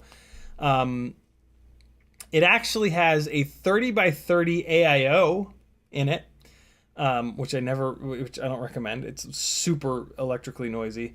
It's got a little Rush tank VTX slid under the 30x30 AIO. It's got my absolute favorite motors of all time, which is my favorite thing about this rig. The T-Motor F40 Pro 2s in 2400 kV, because this is 4S only. The 30x30 AIO, this AIO is, like, probably 5 or 6 years old. It will only take up to 4S. So, yeah, 2400 kV, 2306s on 4S. And this is Bob Rugi's first 5-inch frame that he sent me a couple of prototypes of, and I helped him test a little bit. This is called the Flow Ride. Yeah, the Flow Ride. And the frame has no ass on it, if you'll notice. It's got the regular nose here, but then there's no ass. So you've got to like you got to find a spot for your VTX. It's kind of challenging to find a spot for your VTX. But I managed to do it. And yeah, this is kind of what started the 5-inch obsession for me. The wiring is not great. The receiver is up front there. Little FR Sky RXSR, I want to say. This rig is when I discovered and fell in love with the RunCam Micro Eagle. What else? It's got Pyro Drone arm LEDs, which are manufactured for them by CL Racing. And one of my favorite things about this rig is I broke on these CL Racing and Pyro Drone arm LEDs. They give you an extra set of pads here, and you can piggyback a second arm LED on the bottom, which is really, really cool. This thing looks really cool in the air. It's got a lot of LEDs on it. So yeah, that's kind of my favorite thing. I just recently actually did that. Yeah, this is a great rig to put up in the air. It really makes me appreciate 6S, and it really makes me appreciate how much better Crossfire and ELRS are than old school FR Sky. Because like if you go behind a building with this, it falls out of the air. Failsafe and falls out of the air. The frame is shockingly good. This is back in the days of 4mm thick arms, so the frame is not all that durable, and it's a little bit more of a challenge to tune, but it does have good motor protection because Bob has been doing that from day one of his 5-inch frames. So like it's funny, man. This 5-inch frame is better than a lot of 5-inch frames that have come out since then, and it's better than a lot of 5-inch frames that are currently being made today, which is kind of crazy. One of my favorite things about this frame is this little loop here, this extra little, it's only on one side, it's not on both sides. This, you could put a 90-degree SMA in, and so you would have a hard-mounted SMA pointing straight up right here, and then you could screw your SMA antenna down to it, and it would sit up nice and high, clear of the battery, so you'd get great video. And it was pretty durable because it's inside here, right? It's in this spot on the frame, and that's a really durable spot to put that SMA antenna. So yeah, I ran an SMA for a long time. I only switched over to this UFL direct setup to save weight because the SMA doing an SMA antenna setup is almost 10 extra grams, believe it or not. Ethan W says, how much is your first freestyle wig ray? It's light, yo. It's very light. 341 grams dry with propellers and everything on it. Tree 41 compared to a glide, a cinematic glide that I've got, which is pretty light build here, and it's 370. So yeah, this is a crazy light build. Now we're gonna dive into glides. I skipped Bob's second frame, which had the boomerang arms. The front arms were one big arm. The rear arms were one big boomerang-looking thing. Bob's third frame was the glide, and to me, this is the best 5-inch freestyle frame that has ever been made. We'll look at the analog ones first, and then we'll dive into the HD ones, and then that'll pretty much take us right to 7, and you guys can go over and do some drugs with Bot. This is my analog cinematic glide. It has the 5-inch dead cat arms on the front, and you'll also notice that it's very shiny. This was a very short run of like epoxy or resin dipped glides that Bob made, and they are just beautiful. The carbon fiber being fully glossy like this, like, I know it looks cool, but like to me here in person, it is just gorgeous. Maybe this little camera will pick it up better. It makes the carbon fiber look like really rich and really dark, and it's just, this rig is like a showstopper, man. Like, you know, these things don't really look all that impressive to anyone other than us, but when people see this rig, they're like, oh damn, yo. you know, I got the violet mounts and shit on it. This is a little bit of a funny rig. It's got a 30 by 30 stack in it. I forget why. I might have been just kind of testing it. It's a little bit heavier because of that. If there was a 20 by 20 flight controller up front here, it would be ever so slightly lighter. But this is an Acon flight controller. I think maybe that's why I did it, is so that it would be, you know, it's a cinematic rig, so I want it to be absolutely as durable as and reliable as possible. And yeah, nobody does durability and reliability like Acon. So yeah, 30 by 30 ESC on ESC below a 30 by 30 flight controller. Standard kind of setup that I've been showing you guys. Capacitor on one side of the rear part here, zip tied down, and then VTX and Crossfire Nano on the other side. Same little TPU drop downs for the Immortal T, and then the same little TPU piece for the direct UFL antenna. Nice long True RC singularity here to get the head of the antenna well clear of the battery. The big thing about this thing is these dead cat arms. I can run all the way down to like 5 or maybe even 0 degrees of up tilt on this rig, and there are no propellers in view, which is really cool for cinematic stuff where I want to just park the damn thing, or if I want to fly backwards. The low up tilt really works well for that. Some aluminum hardware to keep this thing nice and light. Race wire LEDs in the back only. This is an old rig. I used to just put regular race wires up front. That's about it. This is a pretty hard... Oh yeah, T-Motor F40 Pro 4s in 2400 kV. Motor limited down for 6S. If for some reason I need a shitload of power or RPM out of this thing, I can just crank that motor limiting up, and I've got, yeah, 2400 kV with... you know, the thought process there was I can put this thing on 4-inch propellers with prop guards. I've never done it before, but yeah, if I ever do that, I can run 4-inch tri-blades, crank the RPM up, and have the guards on this thing. But yeah, I've never needed any more than a 3-inch rig when I've wanted to fly prop guarded. Beautiful, beautiful, beautiful rig. This is such like a wall queen rig because of this shiny ass carbon fiber. I wish Bob had made more with the shiny carbon. Now we've got the two absolute workhorse. I might as well be trying to destroy them every time I fly them. 5-inch freestyle rigs, regular old glides, regular old glide arms. T-Motor F40 Pro 4s that are just mangled to hell. 1950 kV, 6S.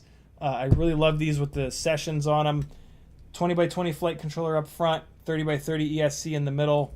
Same exact setup in the rear. Race wires. Gemfan 4943 propellers, my new favorites. Just 15 millimeter standoffs with a little Foxeer toothless camera in it. Super low profile, super slammed. Incredible center of gravity. Arms that are exactly strong enough to take 2 or 3 really big hits. But then if you hit it hard enough to kill the motor, the arm will break and it'll usually save the motor. It's kind of brilliant. Same kind of deal. TPU arm protectors on the front only, not on the rear, because the fronts are the ones that I scrape on the ground a lot. That's the V2 sandwich plate that you're looking at there, a little bit stronger. Bob kind of made that specifically for me because I kept breaking those X plates. Yeah, really, really solid, really simple, slammed, very well developed freestyle rig here. As you can see, the ESC battery leads are right there, and then the battery goes 90 degrees like I was talking about earlier, and then the battery goes up and it goes inside of this strap, and then the battery has its leads up front, and the lead just wraps around, hooks right up there. Tight, high speed, low drag, amazing setup. Best freestyle rig that I've ever flown, built, tuned, all the above. And this is its counterpart. This is more the test bed rig, not an Acon ESC. It's actually a T-motor ESC, not my standard Talon 20x20 flight controller. I forget which flight controller this is, but you guys will recognize it by those little LEDs on the side. Foxeer Toothless Nano camera, again, the Starlight one.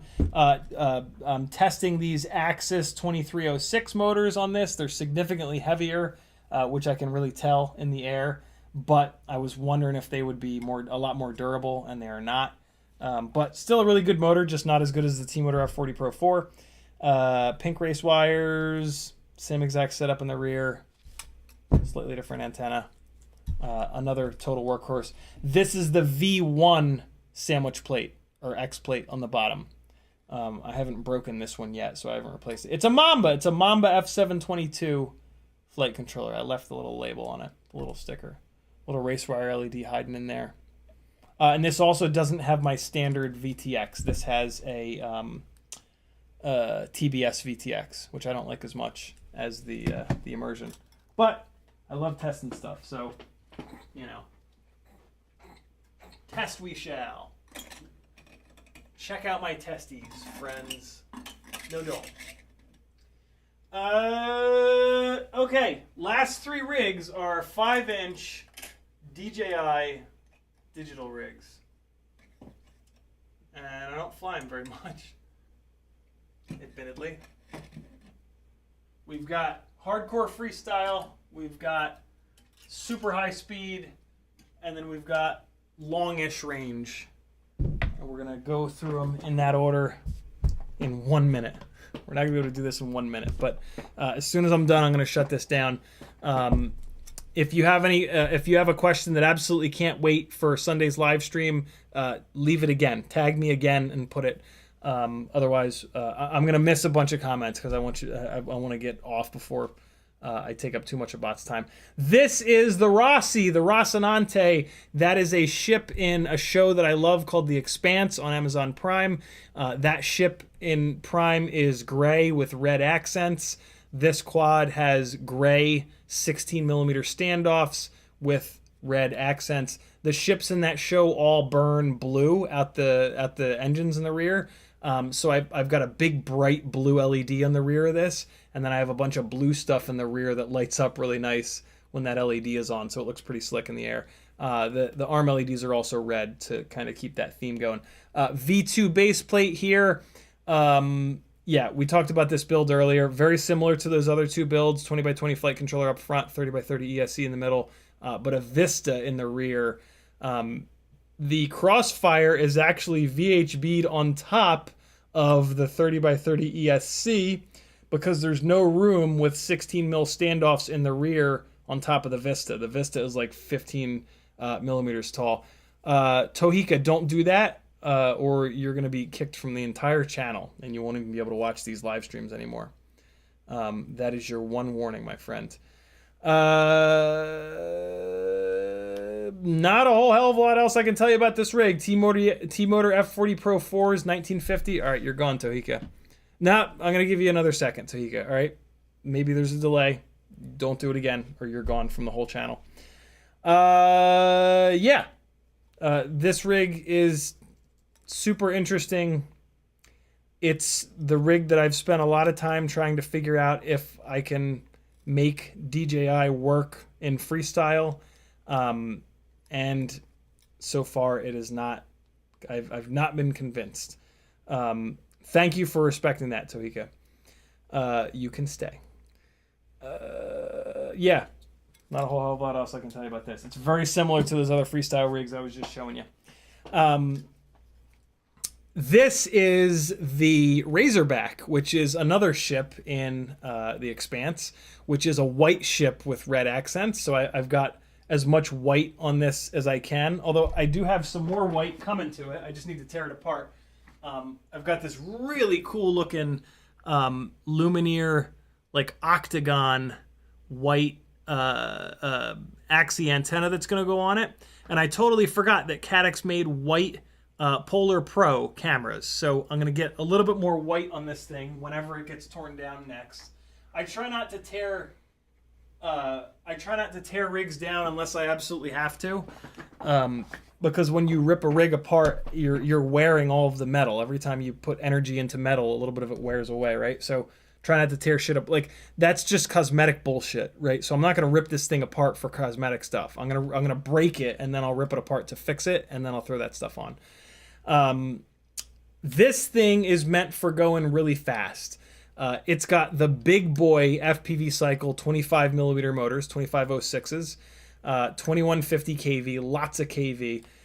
It's got a big ass Acon 55 amp ESC in the middle, 30 by 30, 20 by 20 ESC up front, Caddx, whatever the hell it is, Nebula Pro camera up front, Vista in the rear. Same kind of deal, big blue LED in the back, and then a bunch of blue TPU. White arm LEDs from Lumineer, which are really cool looking, that light up white.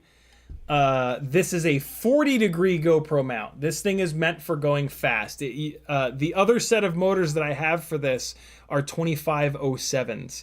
I actually prefer those to these 2506s, but these 2506s are white. So, yeah.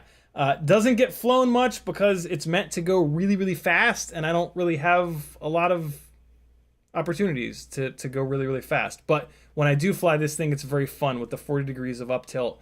And the big boy motors, it just sails across the fields that I usually fly it at. True RC Singularity, left-hand circular polarized antenna. Very clean build because it doesn't get flown a lot. But yeah, I dig this build. I originally built this because somebody contacted me about chasing dirt track cars at 110 to 120 miles an hour. Unfortunately, that gig got rained out and it didn't get rescheduled. So I was stuck with the build, but it's okay. It's actually nice to have this build for going really fast on a 5-inch. Last but not least is the Cineglide. This is my long range rig. I don't fly long range. This only clears 5.5-inch propellers, and it only clears them when you've got a session mount on it. If you put a Hero 10 mount, you can actually only put 5-inch props on this. I didn't realize that. Ryan Harrell tried to cut me a set of the 7-inch arms for this in 6mm thick carbon, but his CNC went bananas, and he's still trying to get it fixed. So someday this will go up onto 7-inch arms, but I actually really like it as it is here. 5.5-inch props are significantly more efficient than 5 and make a lot of thrust. This is the rig that has the 2507s on it, but it will be getting bigger motors. The Cineglide is a really interesting frame. So I built this for live stream events, and the thought process was that with this frame, the FPV camera is all the way down here, and the props are not in view. Like, look at the profile. This is the front of the FPV camera, and then, you know, so it's the FPV view is completely clean. So if I ever need to do a live stream chasing thing where I need to go really fast, this thing is going to do that. Haven't had that yet, but yeah, weird kind of frame. It does not have the triple stack setup. It's just got 20 by 20 in the rear, 20 by 20, 30 by 30 in the middle. So I've got a flight controller ESC in the middle, Vista in the back, big old antenna. Yeah, this thing is pretty cool for long range stuff on the 5.5-inch propellers. It goes forever. And the, you know, the session footage is, it's okay. It's okay. This would maybe be an interesting candidate for an 03 setup. Because the 03 gets better footage than the session. Not by much, though. If a session 6 comes out, this rig will be dope. Really interesting rig. Very dead-catted arms. Flies really nice. Big motors, big props. I think these 2507s are a little small for these big pitchy 5.5-inch props. These are the Gemfan 5536s.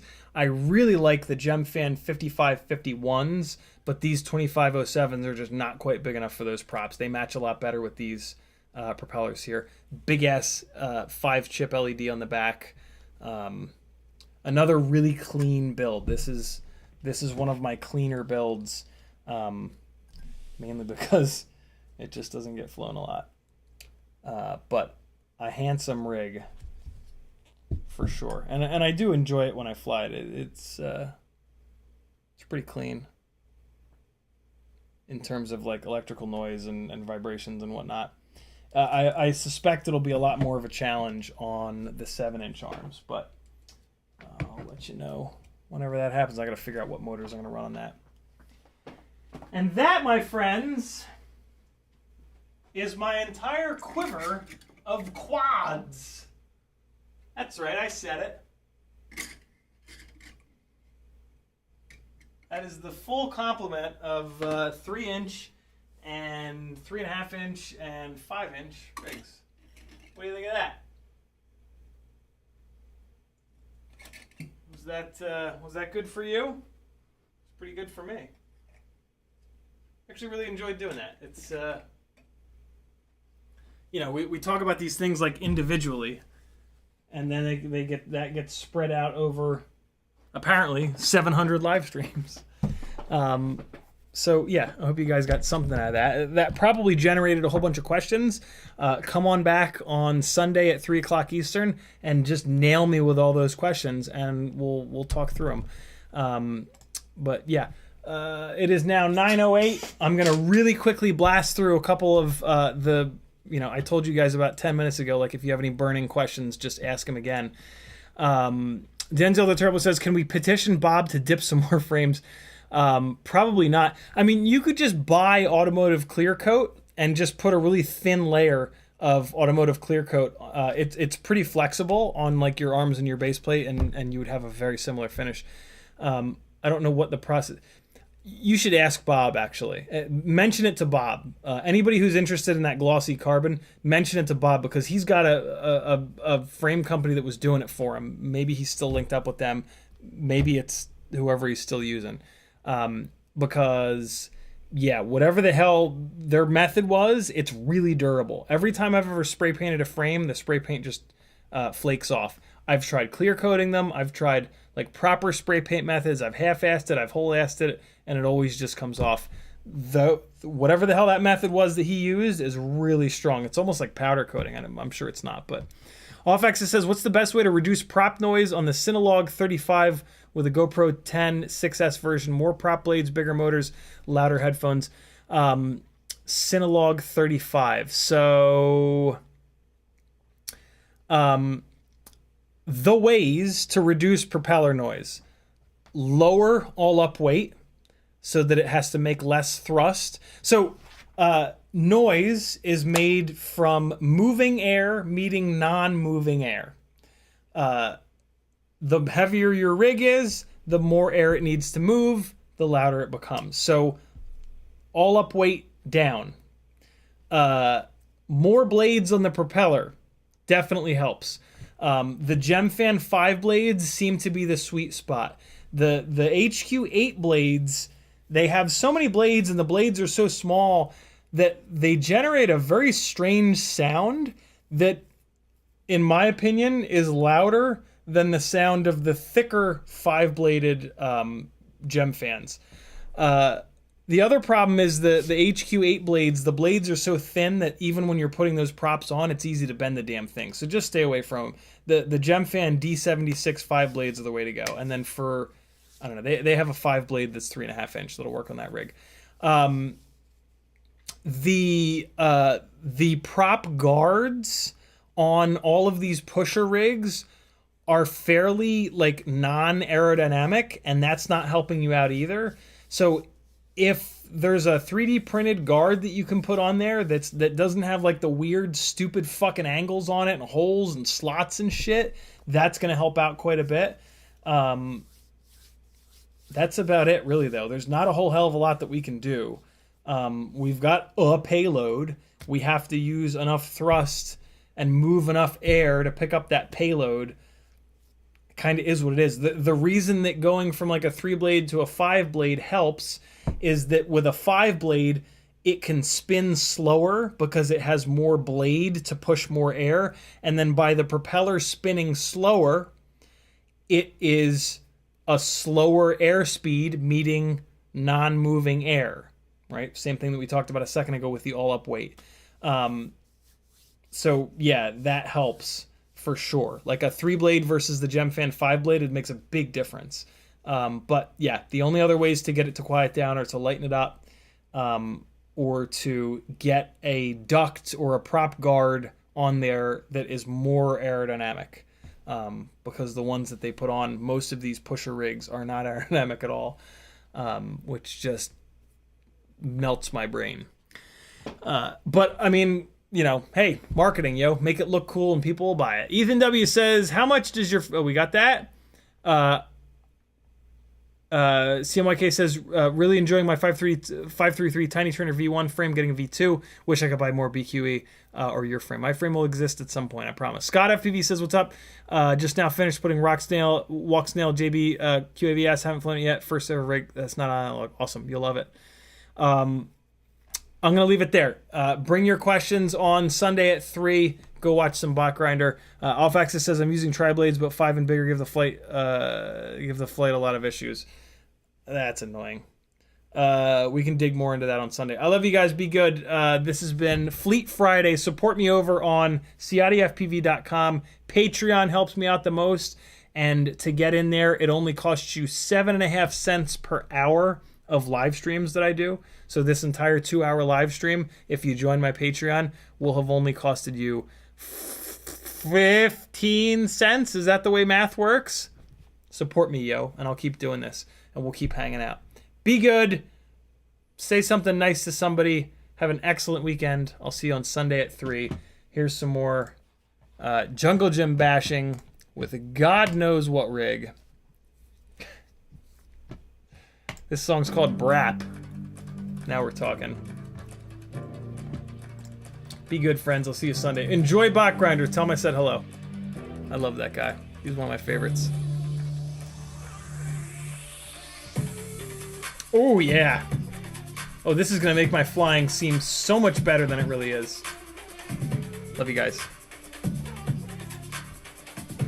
See ya!